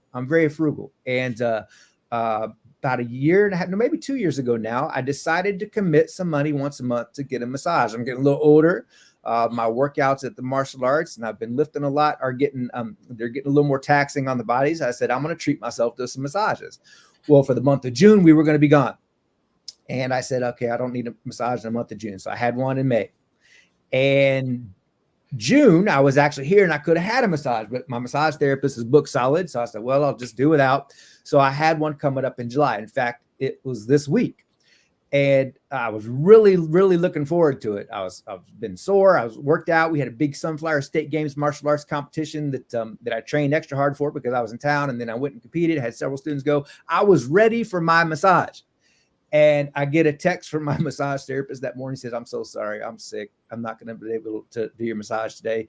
And I was like, man, I was really frustrated. And I felt bad for her. And I said, she felt terrible. And I said, it's okay. Don't worry about it. It's no problem at Same thing. It would have been very easy to be upset, and I was. But the real thing, the mindset came into this. On my massage days, I make sure that I just take it easy. So I don't lift, I don't do martial arts, I don't run, walk, nothing. I just take it easy that day. So I taught class that morning. I was supposed to have my massage right after class, and now I'm at a system where I'm like, okay, do I work out now today since I'm not getting my massage, or do I take it easy? And every fiber of my being wanted to take it easy because that was where my mind was at. But I chose to instead actually do my lifting workout, and then even decided midway through to compromise and do half my lifting workout. Hey, we're all human. We're a work in progress. I felt like it was a good compromise. But I say this to you to help you understand that when we are talking about being under construction for ourselves, being a work in progress, give ourselves those little escapes, but really commit to the cause. And a lot of that stems from our attitude and our mindset, and then being surrounded by people that will help influence that. So that's why I love the BTBY group. That's why I'm really looking forward to September and the continuation with everything that's going on with BTBY. As I leave you today, as I mentioned, what you focus on grows. So I want to ask you, like, always be asking yourself this question: what are you doing to be the best you? Period. Do it unapologetically. Some people say, well, that's selfish. No, it's your responsibility to be the best version of yourself. So what are you doing to do that? Number one. And then number two, how are you embracing that relationship with that demon of process or that work in progress? And I want to give you just a couple of tools to kind of help you along the way. Now, these are, I tend to be a little bit better at them than my family. I'm a teacher, but sometimes autonomy is a hard thing to teach. But we have these sheets that we fill out every week that just have different things to focus on. In ours, we've got 10 minutes of reading, 10 minutes of piano practice, 10 minutes of martial arts, some alone time, improving our personal areas, some business work, some exercise, meditation, and then it's got open slots for anything else you want to write in. So I write in my lifting, my cardio. Highlight these each day after they're done. If you don't do something that allocates your time on a daily basis, what you're doing, I like to read. I have read a lot of books by committing 10 minutes a day. And the great thing is usually I end up reading more. Usually I end up practicing martial arts more, practicing piano more. But committing that, starting that 10 minutes a day, the first push-up is always the hardest. The hardest. The first page to read is always the hardest. You just have to start that process. So I want to give that tool for you to take. And then also, I'm a budgeter, right? Budget. Write this out. Budget at the top, time and money on the side. This balances out everything that we do in our lives. And I want to challenge you to figure out, what are you reading to help with this? What are you doing? What seminars, what education, what training you're doing to help you move you in the direction that you want to go? And I mean, there's all kinds of resources available to you. Take advantage, learn to be efficient with those things, to partner up with people that can help you take you where you want to go, to draw on their resources. And I've always felt like, I've never spent money on a book that I didn't appreciate it. Whether I recognize everything in the book or not, I still learn. So invest that money in yourself. Invest that money in yourself for training and education time, books and everything. So I appreciate the time today. Terrence, Bren, love you guys. Thanks for having me on. I want to challenge everybody to be at the conference in September. I'm so looking forward to it and seeing that change that we can all make in ourselves. Well, thank you, Kevin. You've always got words of wisdom. They're always valuable. But, there's a lot of people in the comments talking about your movie. You got to talk about this movie.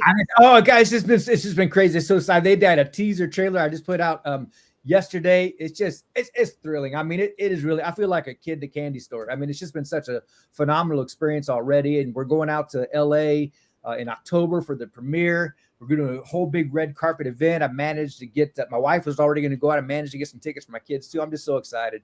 I'd love to share some personal stories from that with people at the conferences, because it's just been a blast. It's been a blast. It's going to be good. The other work in progress, And mind you, I was hoping I was not on the cutting room floor. I was like, hey, I don't know if I'm gonna be in it or not. But I've got some good insight that I got a nice little close-up scene in there. So it's a fight scene. So it's I got my 3 seconds of fame in there, is what I'm told. So we'll see. All right, we got a very tremendous accomplishment. It's definitely, I get to go mark it off my long-term goals sheet. That's for sure. No, it's been thrilling. Who would have thought? Who'd have thought? Yes, we have our own 007 in the house for real now. For Okay. real, man. As always, thank you so much, Kevin, for your Thank you, insight, guys. for your words of wisdom. Hey, come on, check him out. If you want to meet him in person and get more of these jewels that he just dropped to you, then you got to have your face in the place in September 13th and 14th in Kansas City, the BTBY conference. We are a work in progress, and we're willing to work to help you do the same. Thank you so much, Kevin. We appreciate you. All right. So you know what? Let's just talk about that conference one more again. You know what? Tell them what they can expect to see, Brenda. Everything. There is something for everybody. I had somebody say, why do you got so many speakers? And at the end of the conference say, oh, I get it now. There is truly something there for everybody. You will resonate with several speakers. Not only will you be able to hear them, you get to spend the weekend with them. Our speakers stay. So you get to talk to them throughout the weekend. You get little mini coaching sessions. You get connections. You get all of these things that you don't normally see at a conference. Our conference is designed to be life-changing. Life-changing. And I mean it. We have testimony after testimony about people whose lives have been changed from our conferences because we also have follow-up.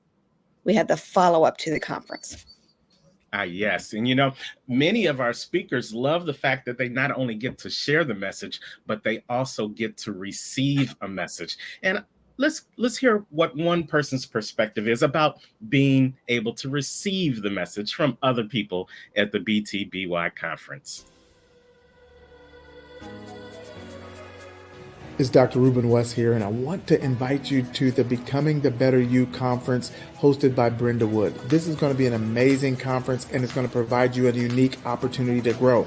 Remember this, new levels come from new lessons. New levels come from new lessons. People ask me all the time, Dr. West, how are you able to go to all these countries and do all these different things and be in these conferences? You know how? Because I team up with new people that can give me new lessons. They can teach me.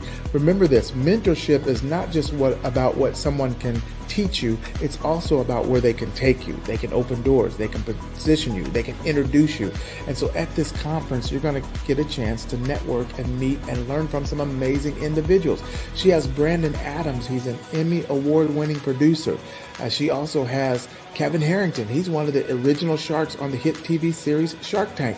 You have to know that there's something that you can learn from them. I know that. That's one of the reasons why I'm excited about going. So listen, life comes with a guarantee, but you and I, we're the guarantors. Go to www.comechangeyourlife.com. That's www.comechangeyourlife.com and put yourself in a position by registering to learn from other people. Remember this, new levels come from new lessons. Next levels come from next lessons. Mentorship is not just about what they can teach you. It's also about where they can take you. Come, changeyourlife.com. I'll see you there.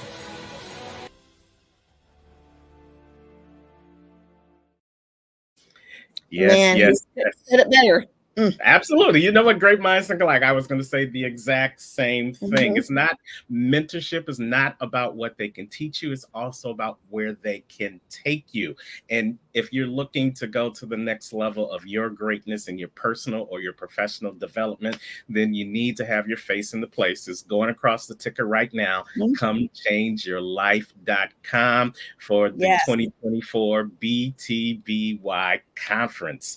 Man. And you know what's fantastic about Dr. West? I just spent like 10 days with him in Africa, and I learned something from him every time. But the thing that I learned from him is that he too is learning. Yes. He's learning from others, and he said that there. He can't wait to go to the conference to get something out of the other speakers. Not only is he going to be pouring in, but he's going to be receiving. And the day you stop learning, you might as well just give up. Yeah, absolutely. You know, there used to be this commercial back in the day when I had hair for the hair club for men. And the slogan, their tagline was, I'm not just the president, I'm a participant.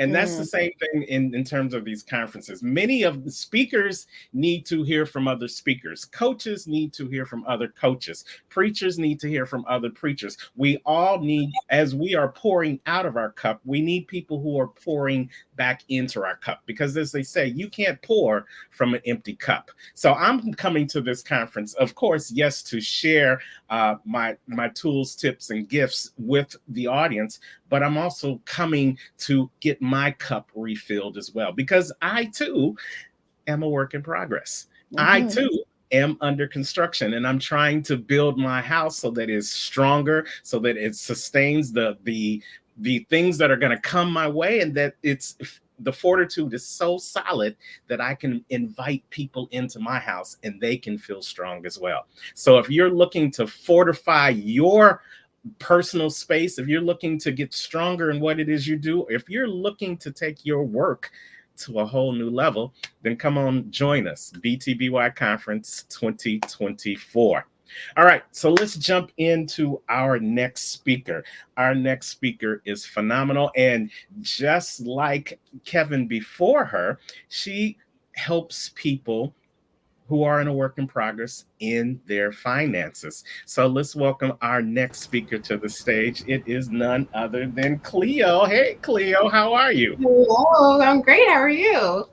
We are doing fabulous. Thank you so much. Cleo is also an alum now of the BTBS, the Becoming the Best Speaker Academy.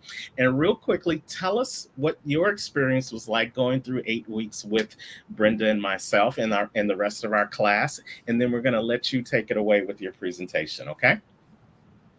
Yes, it was nerve-wracking, definitely new. You definitely put challenges out there to test out if we're going to be strong and continue, or if we're just going to fall to the wayside. And so I definitely took on the challenges that you provided for us, and I think it definitely made me stronger, for sure.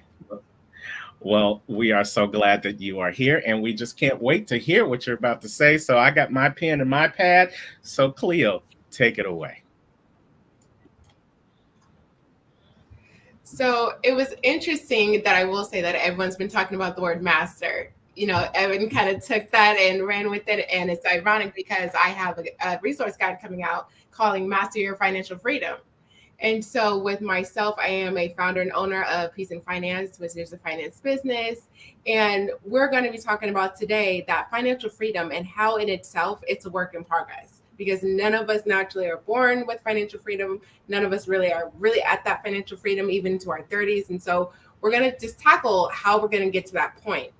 There is a book called Your Money, Your Life, and that's written by Vicki Robin. And she said, money is something we choose to trade our life energy for. And I don't know about you, but I choose my financial freedom. I want that ability to be able to live my life without worrying about financial restrictions, without limitations.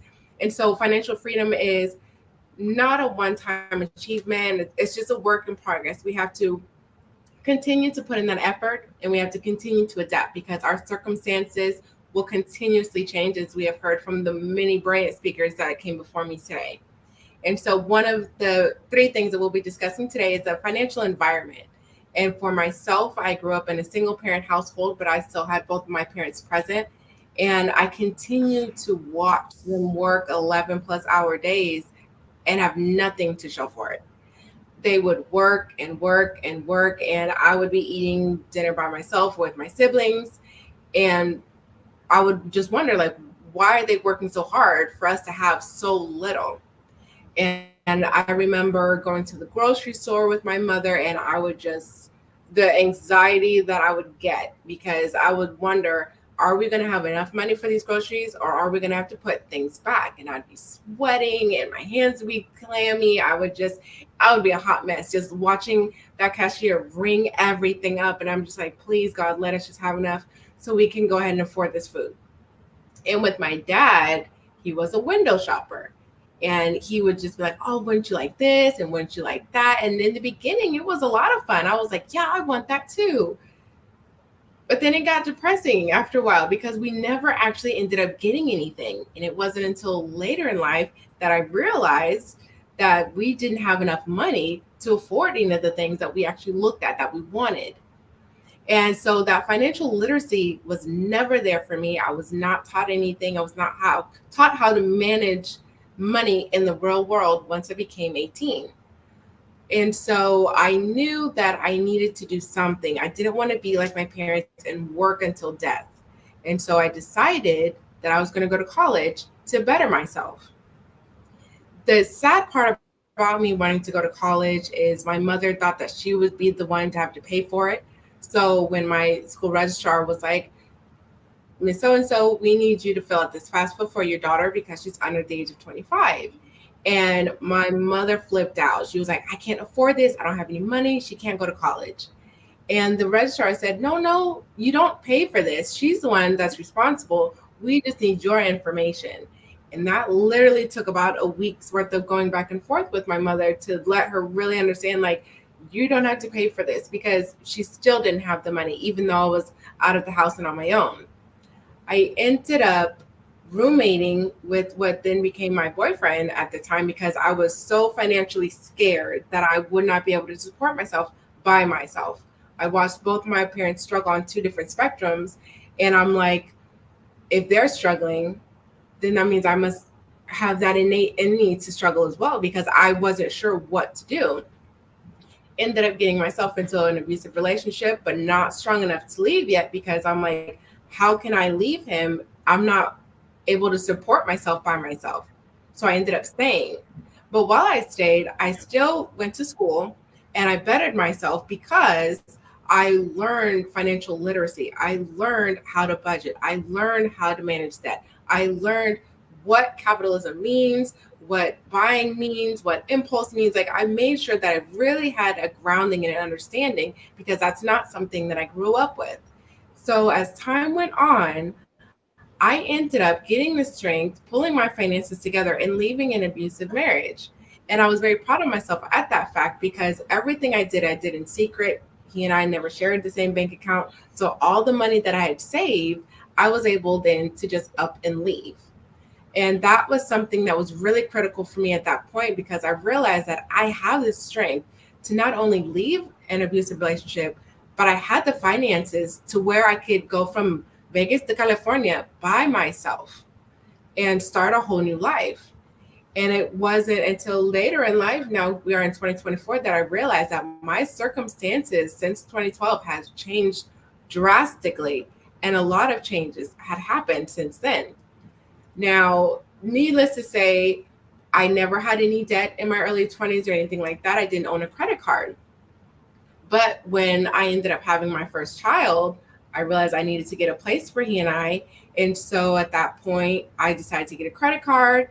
And instead of being smart, like I had originally learned, I decided that I'm just going to spend. I want me and my son to have the best. It's just me and him. I want our apartment to be furnished. I wanted to have all the bells and whistles. I wanted him to have the best things. And so I just overspent.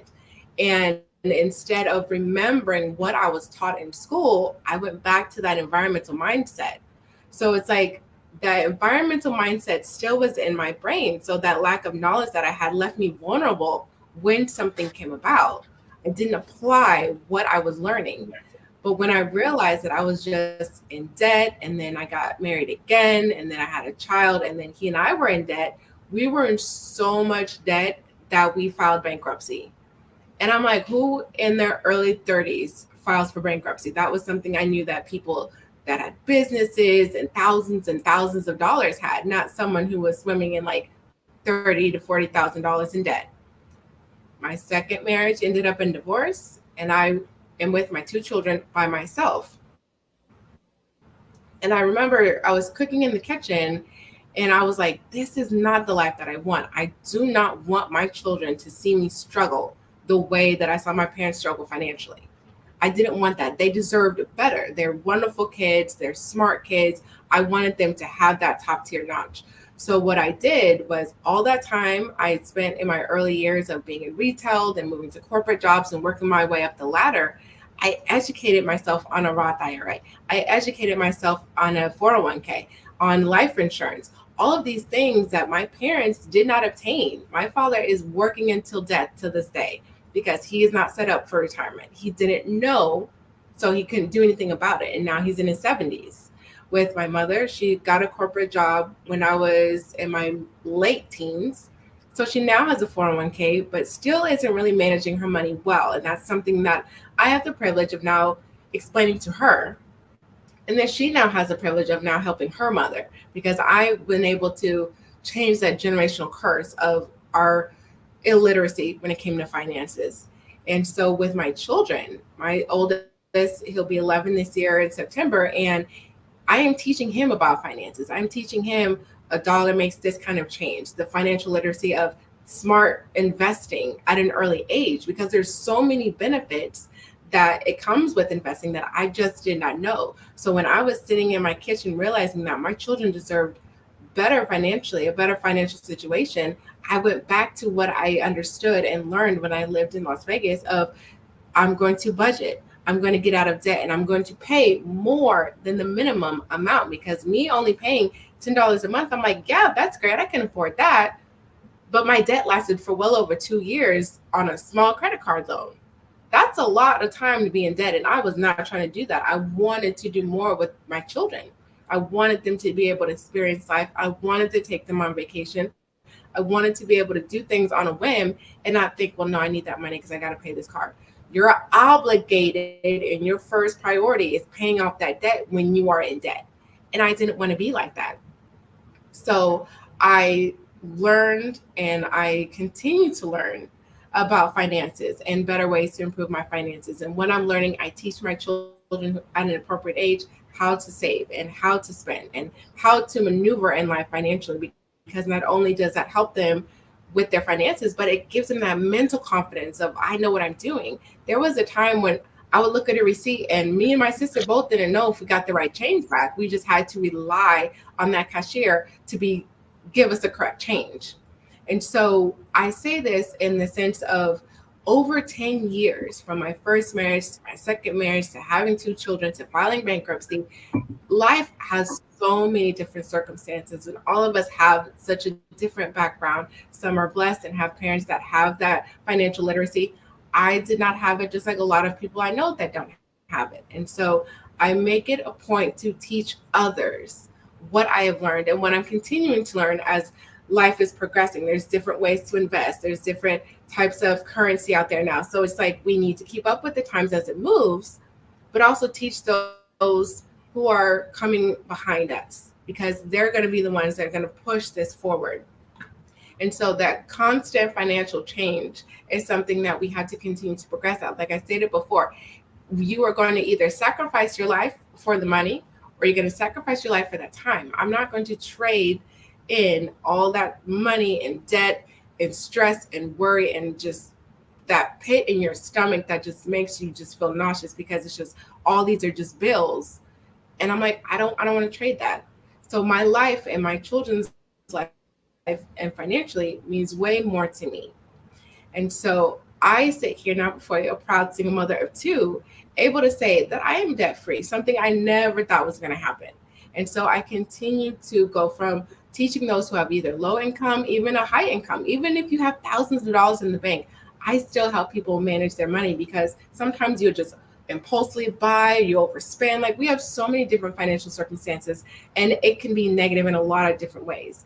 So my goal is to help those, because I was able to help myself, and I was able to read. And like Kevin said before me, I love to read. I love knowledge, because that knowledge helps you become smarter in life, becomes some powerful tool that you can use to navigate through this world, to maneuver and to make different decisions. And when you make those decisions, you're making them with confidence.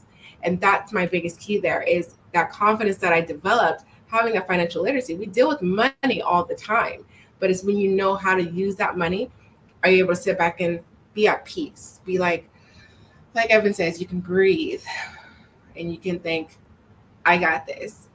Let's go here. Let's go there. Let's do this. And you can spontaneously do those fun things. I broke that cycle of the financial illiteracy. Each day, you can make those financially smart decisions by tracking what you're doing.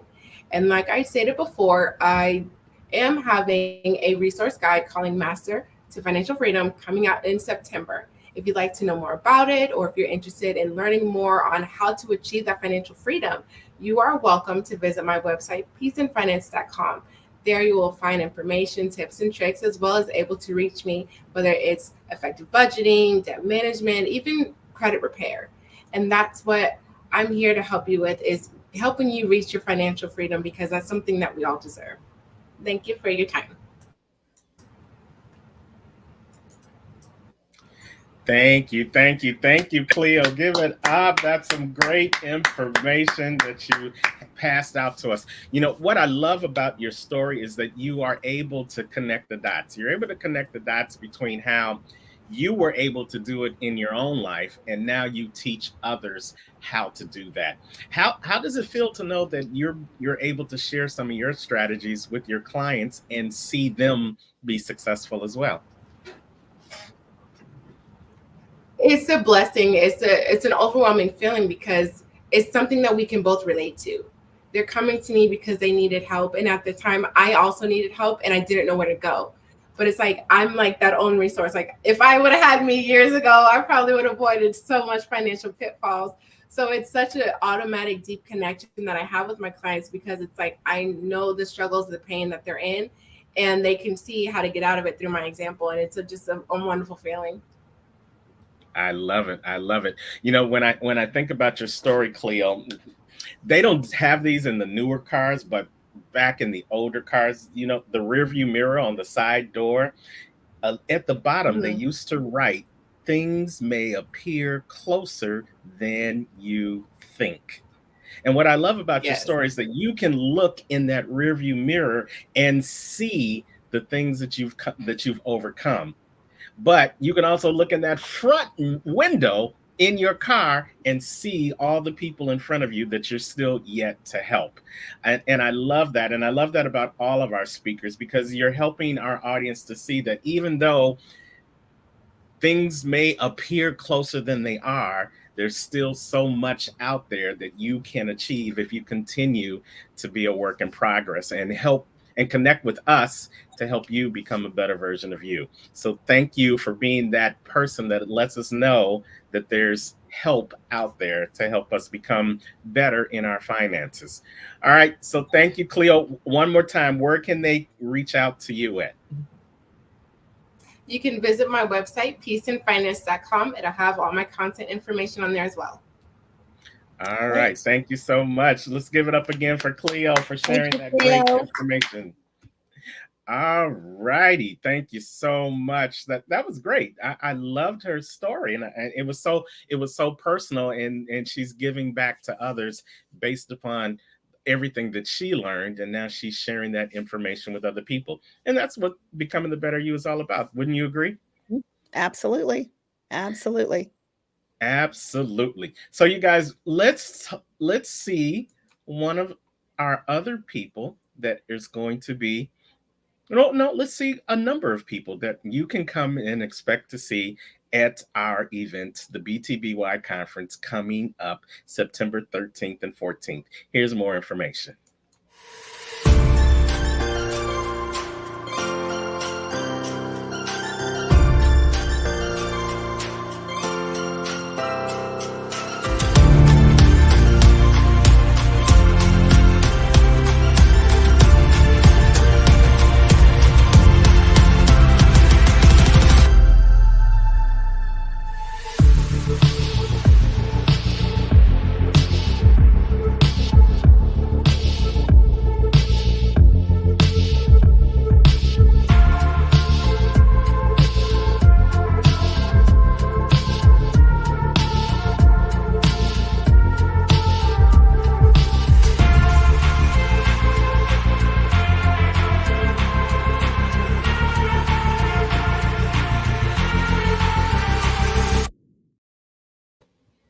Yes, yes, yes. September 13th and 14th. You see it going across the screen right now. Tickets are on sale.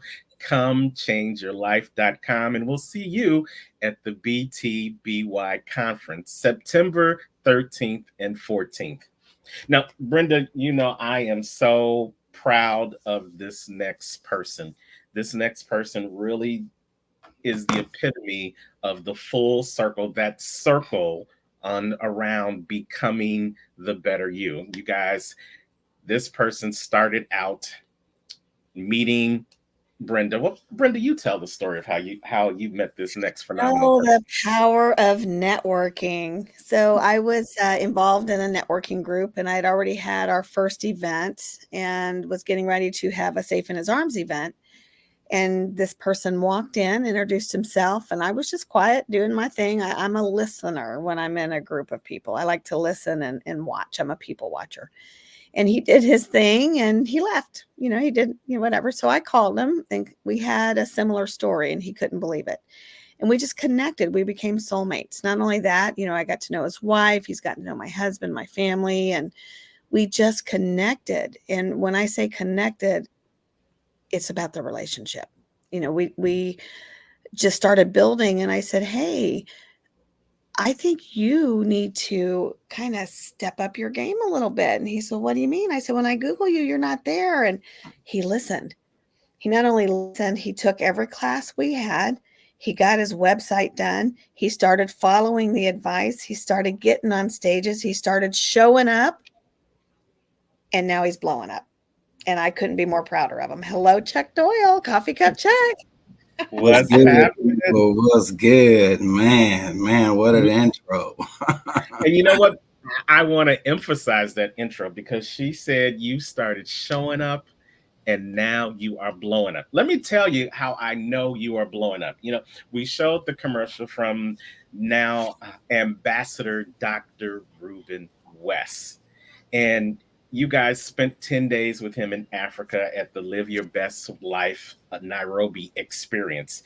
And all I saw was great, great feedback from everybody who was there, who got a chance to experience our state delegates. I mean, y'all had official titles. Y'all had people at the airport with your picture waiting for you and limos and all this other good stuff. But here's how you know when you have made an impact on somebody's life, like Dr. Ruben West. He left Kenya and he went to Tanzania for another event. And he posted this picture being picked up at the airport, and he had on this nice summer suit. It's nice and hot in Africa, but then it was open and you could see "Stay Positive People," the T-shirt from Coffee Cup Chuck, his moniker, his brand, his everyday lifestyle, staying positive. And when someone of that stature, and I say that kind of tongue in cheek because Ruben West will tell you he puts on his pants one leg at a time, just like everybody else. But to have that stature as ambassador, as civility ambassador, as to talking to kings and queens and prime ministers and presidents and things of that nature, to think as much of you, to sport your shirt and support you worldwide.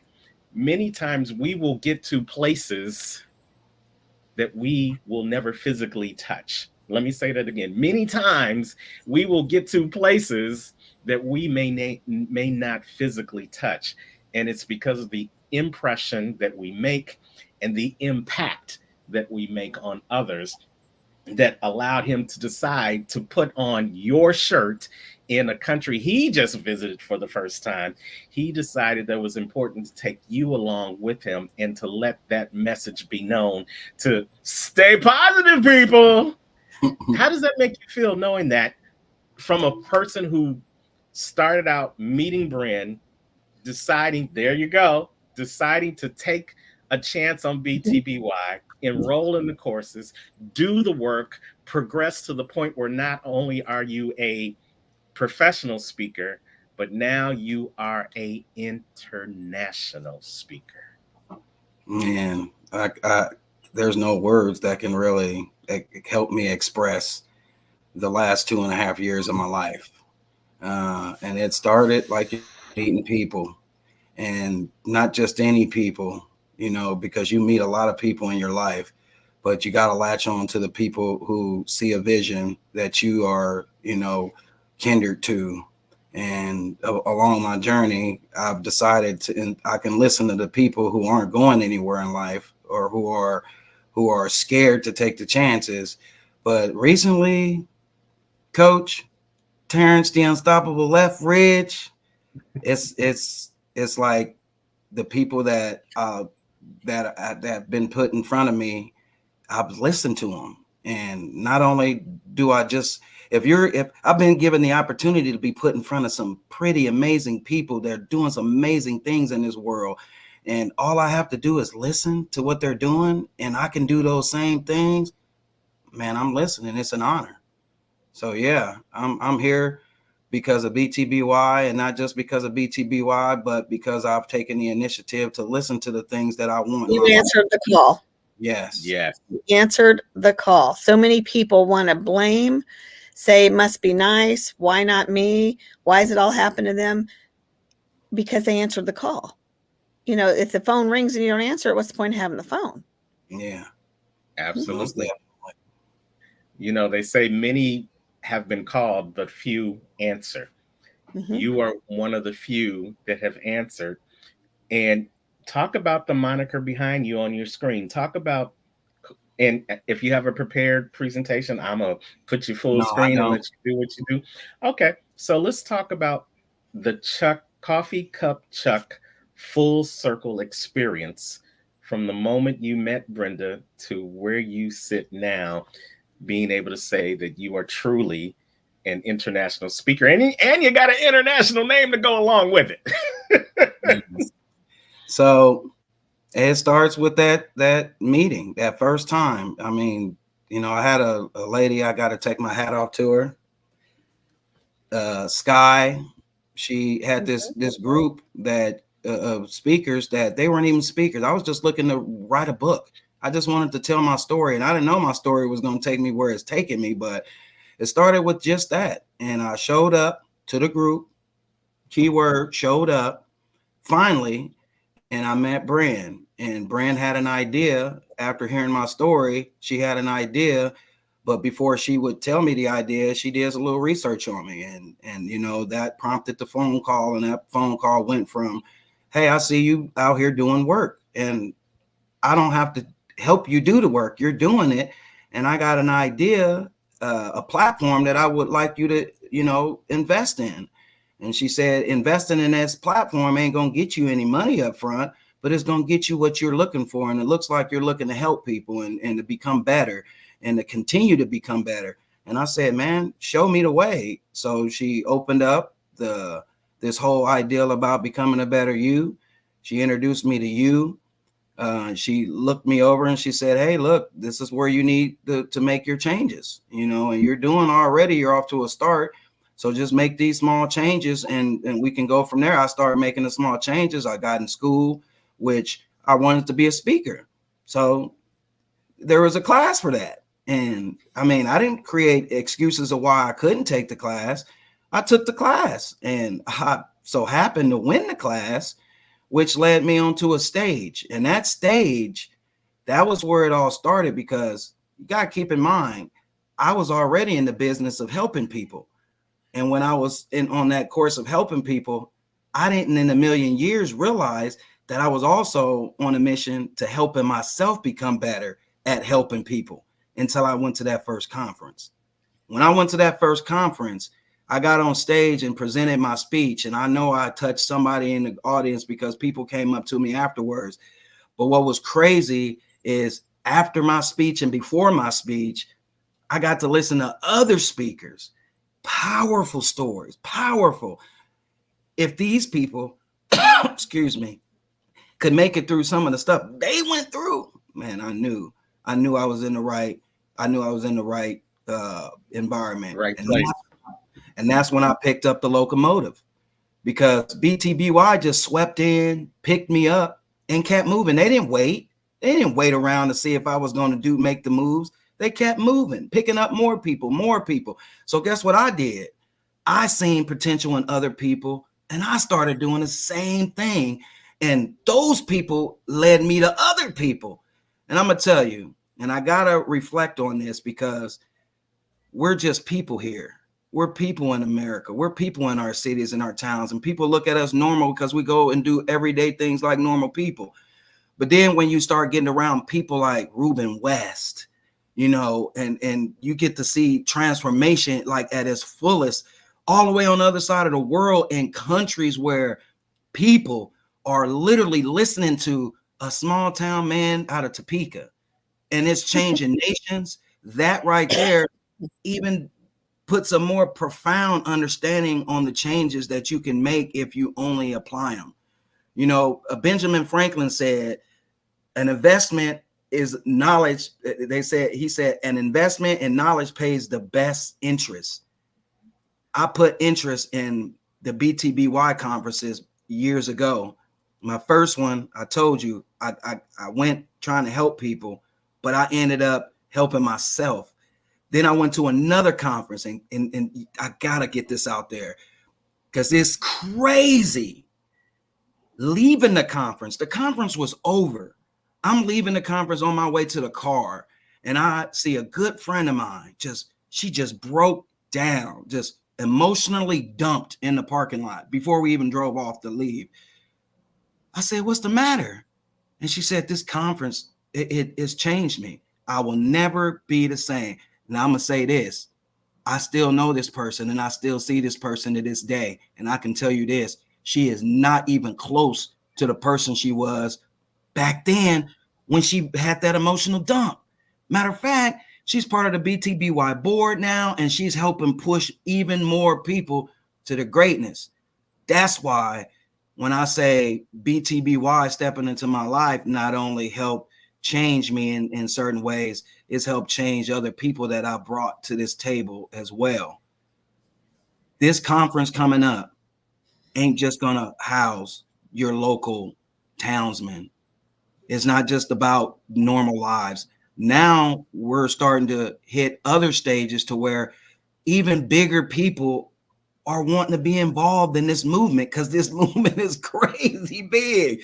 Now we got inventors, people that can literally put you on bigger stages. We got Academy Award winning people that's getting involved. We got millionaires, and man, I'm gonna tell you this, I'm excited. Just the experience I had down in Destin, Florida a couple of months ago, meeting one of the world's billionaires was enlightening. None of this wouldn't have happened if I first didn't take the steps towards making myself better. You got to believe you can do it. And that's what I'm going to be speaking about at the conference this coming September 13th and the 14th. I'm going to be speaking about the things that we don't, if you don't know yourself, how can you ever fix yourself? I got a business, and one thing in my business that I spend a lot of time trying to control is my SWOT analysis, which is an acronym for your strengths, your weaknesses, your opportunities, and your threats. If you don't know this, people, if you don't know none of this, how will you ever know yourself? How will you ever know what you're capable of? That's what this conference teaches you. It teaches you how to find out how strong you are, or how to figure out what's making you weak so you can fix that. Sometimes we don't even know what our opportunities are. You get opportunities put in front of you and you don't even know what they are. Yeah. This conference is going to show you how to identify those opportunities. This conference in itself is the opportunity. But guess what? You also have threats. And one of the biggest threats is yourself. We teach you about yourself and how to get over that threat. But you never know any of that if you ain't trying to put yourself under construction, if you're not trying to rebuild yourself, if you're not trying to go from this plain old you to an even better version of yourself. My speech this coming September is going to be geared around belief. Belief. You got to have belief in yourself. And belief first starts with planting seeds. You got to plant those seeds. You got to plant them and putting them in the right environment. And then along comes that environment. You got to make sure you're fertilizing the stuff right. So those are some of the things that I'm going to talk about. But man, you got Chris Crumley. You got Dr. Ruben West, the Professor Change, Terrence the Unstoppable Lethbridge. You got Mr. Shark Tank himself, Kevin Harris. You got, I don't know how we're going to fit all this into 2 days. And I got to mention this because I don't think this was mentioned at all. You do have an opportunity to see all of this and witness all this online if you can't get to Kansas City. But man, I'm going to say this.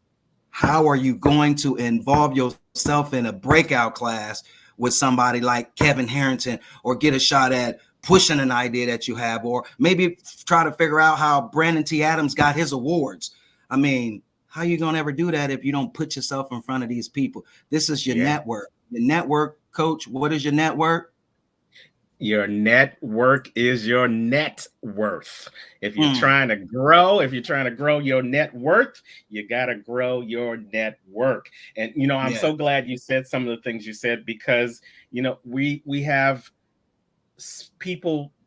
I said it earlier. You never know who's watching, but realize someone is always watching.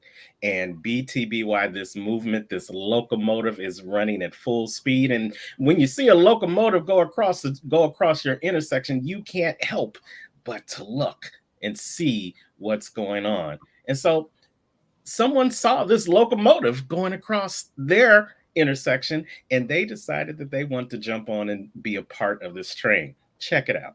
Hi, I'm Kevin Harrington. I'm an original shark from the hit TV show Shark Tank, and I'm here with Brendan. We've got a big event happening this fall in Kansas City, and I'm going to be there. And I know you're going to be there, Brendan. Let's tell the folks all about it so we can get them there too. Are you letting fear, doubt, insecurities, what other people think stop you? Are you ready to get to the next level of your life? That's what we do. Go on over to comechangeyourlife.com, see what's going on. We have events all over, but we have a powerful event coming up this fall where Kevin is going to be speaking. So if you want to come meet him, you want to come meet me and my team, come on, comechangeyourlife.com. Yeah, you're the only person standing in your way of seeing Kevin, of seeing Brenda, of seeing Coffee Cup Chuck, and seeing me have your face in the place September 13th and 14th. Comechangeyourlife.com. Now, we only got a couple of minutes left, and seeing as though we just saw Kevin Harrington talking about us, I'm gonna put you guys on the spot. Speakers speak, y'all. So here's the challenge. Kevin Harrington has this quote that I think is very apropos for you being under construction. It is a work in progress. And he says 3 things: be patient, be determined, be persistent. It will require hard work. You will have doubters, but reaching for your dreams will be worth it. So, Brenda, I'm going to put you on the spot. What does it mean to be patient when you're a work in progress? And then, Chuck, I'm going to ask you to talk about what it means to be determined when you're a work in progress. And I'll talk about being persistent. Brenda, take it away. Patience, they say it's a virtue, right? But in order to be patient, you first have to experience patience, which means you have to experience. You have to be patient in your own life, in your own settings, in your own mindset. Because when we rush things, you're not going to get the results you want. But when you're patient, when you take the time to deal with adversity, to deal with the naysayers, to deal with negativity in your own way and process that to your advantage, listen to me, process it to your advantage. Now you're going somewhere. You're taking all of the things that are happening to you and you're putting them into your pocket that you can pull out later to use for your advantage. You're taking these and learning from them and using them as stepping stones. That's patience. Patience is a virtue. That's why it's in the Bible. It is a guarantee. I love it. I love it. Determination. Chuck, talk to us about being determined when you're on that under construction graph. Well, I'm gonna start off by just talking about the analogy. I know everyone knows a product called Formula 409. I use that. Yes, it is a reason why it is called Formula 409. It's because it took 409 tries later, the product was a success. Determination is just that. You don't stop because you fail the first time. You don't stop because you hit a roadblock. You don't stop because someone tells you can't do it. You don't stop because you get tired. You don't stop. You stay determined. You stay focused on what you want. And guess what? The universe has a law that if you continue to do something, you're going to continue to do it. You're going to eventually get it. So stay determined, people, because the people that stay determined always get in the end what they want. That's a fact. Absolutely. Now, see, I learned that. I heard Terrence say it. I've used it, but it's a powerful story because who fails 408 times but keeps going? It's a Yes. powerful, powerful story. Absolutely. And to piggyback on that story, not only did they keep going, they were determined to keep going, they were persistent. How many times in your life have you had one failure, two failures, or you failed at the same thing 3 times and you decided to give up? No, victory comes to those who are continually being persistent at following their dreams. Victory comes to those people who are consistently persistent at following their dreams. They could have gave up after the 3rd try, but they got to the 100th try. They still failed, and that wasn't their stopping block. They didn't feel it was a dream denied. It was a dream deferred. So they went back into the lab and they started over again. They did it 200 times and they still couldn't get it right. But look what Kevin says. You will have doubters. They had doubters in the room. You did this 200 times. It's never going to happen. Give up, walk away, move to the next thing. Look what Kevin says. But your dreams will be worth it. They'll be worth it after the 200 failure. They'll be worth it after the 300 failure. They'll be worth it after the 400th failed experience. And they even went beyond that. They got to the 408th experience of failure. And most people, the fear would have stopped them right then and there. But we all know that fear nothing is not false evidence appearing real. Fear is facing every challenge and rising. So they did it one more time. And who knew that 409 would have been the sweet spot?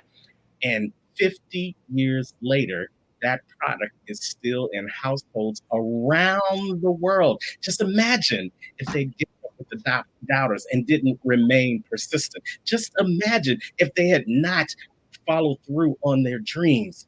Would it not only be worth it for them, but would it have been worth it for you?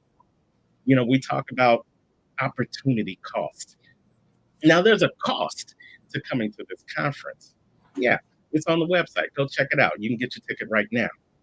What the website will not show you, because it's personal, it will not show you what the cost is of not coming to it. Woo, powerful, boy. The cost of the ticket is this price.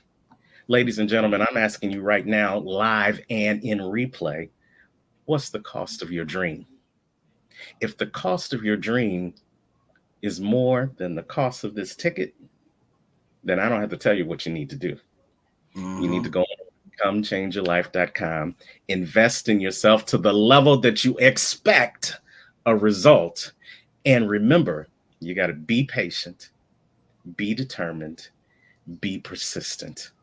They call it a work in progress because it's not done. The work is still being done. It's going to require some hard work. Ongoing hard work. And you're going to have people, doubters, every step of the way.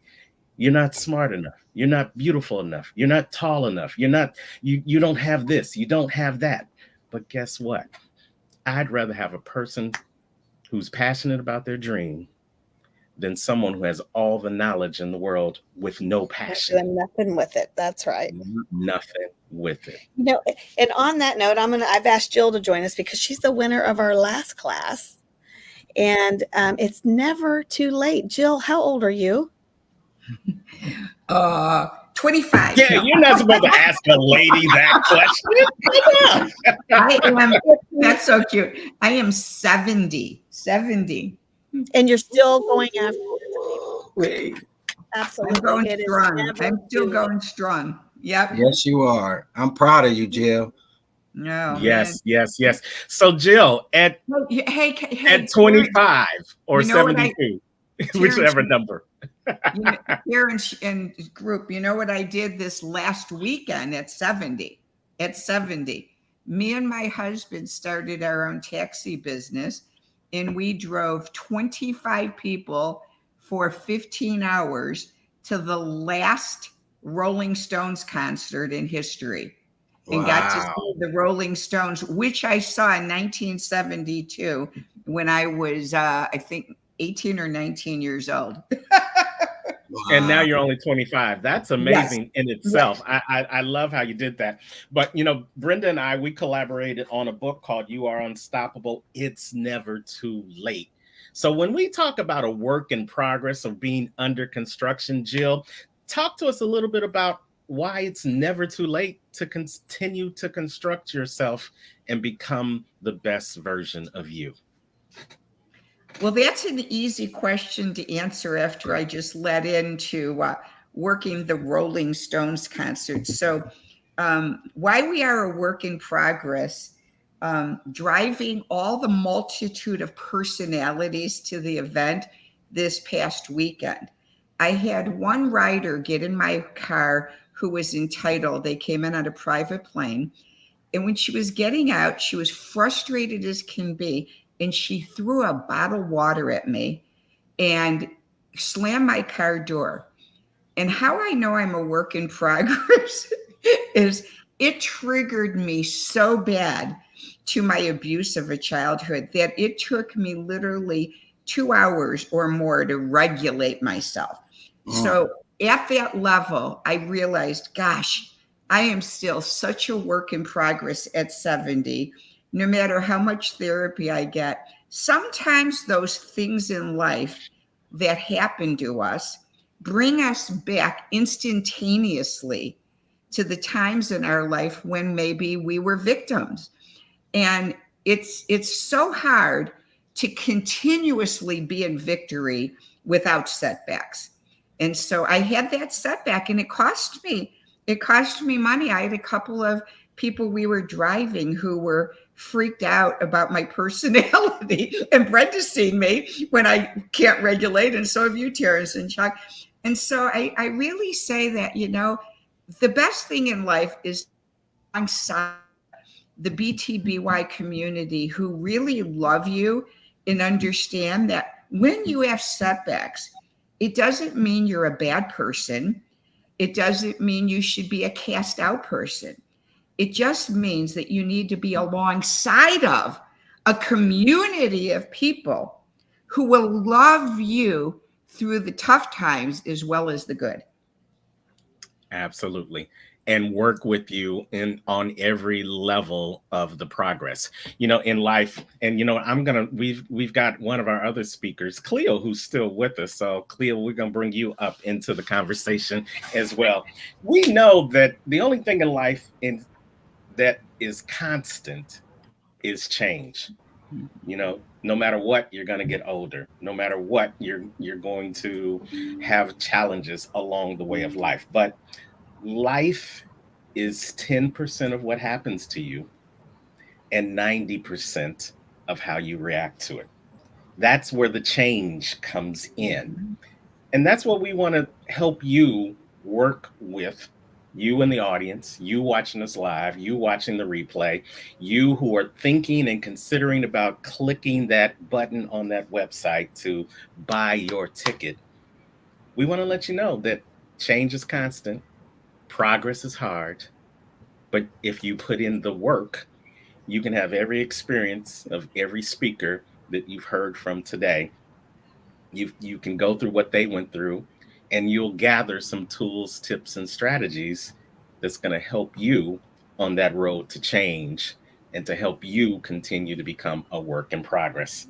So for the 30 seconds, I'm going to give each one of you, just tell us in your own personal reason why you think people should come to our event September 13th and 14th, Kansas City, the BTBY experience. And I always like to go with ladies first. So, Cleo, tell us why, 30 seconds or less, why someone who's a work in progress should be at the BTBY conference. There is something specifically for you. Just as Brent said earlier, there is something for everyone. And if you don't take that opportunity to invest in yourself, you're going to miss out. So I definitely suggest that you go. Love it. And Jill, should they be there September 14th, 13th and 14th, Kansas City, the BTBY, a work in progress conference? Because progress is more important than perfection.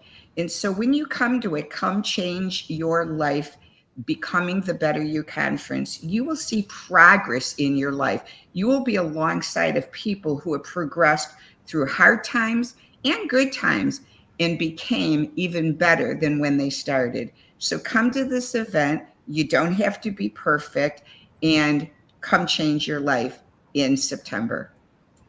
I love it. Coffee Cup Chuck, you've been showing up and blowing up. So why should someone else do what you did? Well, I'm gonna say experience. You're gonna come and you're gonna meet some amazing people that have been there and done that. And I, for an example, have been there and done that. I know a lot of my family members and friends might be watching the broadcast or have been following us for the last year or so. I encourage each and every one of you who have seen where I've came from, who know what I've been through, and who see where I am today. I encourage you all to click the button and go to comechangeyourlife.com and get your seat taken care of for September 13th and the 14th of 2024. All right.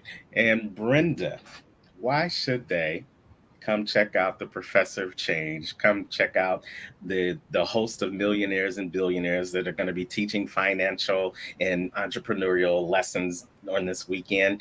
And they're going to be seeing the fruits of the BTBY movement in action in Kansas City. You can't afford not to. That's just it. If you want to do better, you have to be better. If you want to see the change, you have to be the change. And in order to do that, you have to get around people that are already doing it. Get around people that are going to help you, support you, that want to lift you up. They're going to clap for you. They're going to fight for you in rooms when you're not there. And when you get around that type of a circle, that's power. That's what we do at Becoming the Better You. You will be involved in everything from start to finish with all of our speakers. You will be able to have access to them. Who does that? I guarantee you go to a conference that has well-known speakers, you're never going to be able to meet that speaker in person and have a conversation with them unless you maybe run into them in the bathroom. You're going to be spending all weekend, all day. Thursday night we have an event. Then Friday and all day Saturday, you're going to be able to speak with these people one-on-one in corners and cubbies and groups. And then you're going to get to party with them on Saturday night. It's just a big celebration to celebrate you. It's a great end to the conference. It's a fantastic black tie event, food, dancing, comedian. It is just a nice release to celebrate you. I love it. I love it. She said it very well. You know, most conferences you go to, people talk to you and then you go home. Nah, that ain't the BTBY. You know, we say in conference, but it's actually, we call it an experience because we're not just going to talk to you. We're going to fellowship with you. We're going to celebrate you where you are and celebrate you in advance of where you're going because we know if you come through our doors, you ain't going to leave out the same way. BTBY, Becoming the Better You. You know that's where you want to be. Let us be your GPS. You know, you got a GPS. When you have a place that you want to go, you get in your car, you plug that place in the GPS, and it tells you how to get there. Ladies and gentlemen, you know you want to become a better you. Let BTBY be your GPS. Let us show you that it's going to take grit if you make your goals. Let us show you that if you be patient and have persistence, you can get there. Let us show you that if you use the goals, if you be patient and you be persistent, you will have success. That's the GPS formula that BTBY can show you, but you can only get it by having your face in the place September 13th and 14th. Come on over to comechangeyourlife.com. Get your ticket right now. We got VIP packages in there as well. Anything you need to help you become the better you, it will be in Kansas City. I guarantee it. So don't meet us there. Beat us there. I'm Terrence, the Unstoppable Coach Leffridge, and on behalf of all of our speakers and the Professor of Change, Brenda Ringwood, this has been a BTBY virtual event under construction, recognizing that we're all works in progress, but we're all trying to become a better version of ourselves. And as always, wherever you are in the world today, you know what we say. Don't just make it a great day. Focus on becoming a better you and make it an unstoppable day. Take care, you guys. We'll see you next month for another virtual event leading up to our in-person event in Kansas City. Have a great afternoon. Take care, guys. Bye-bye, guys.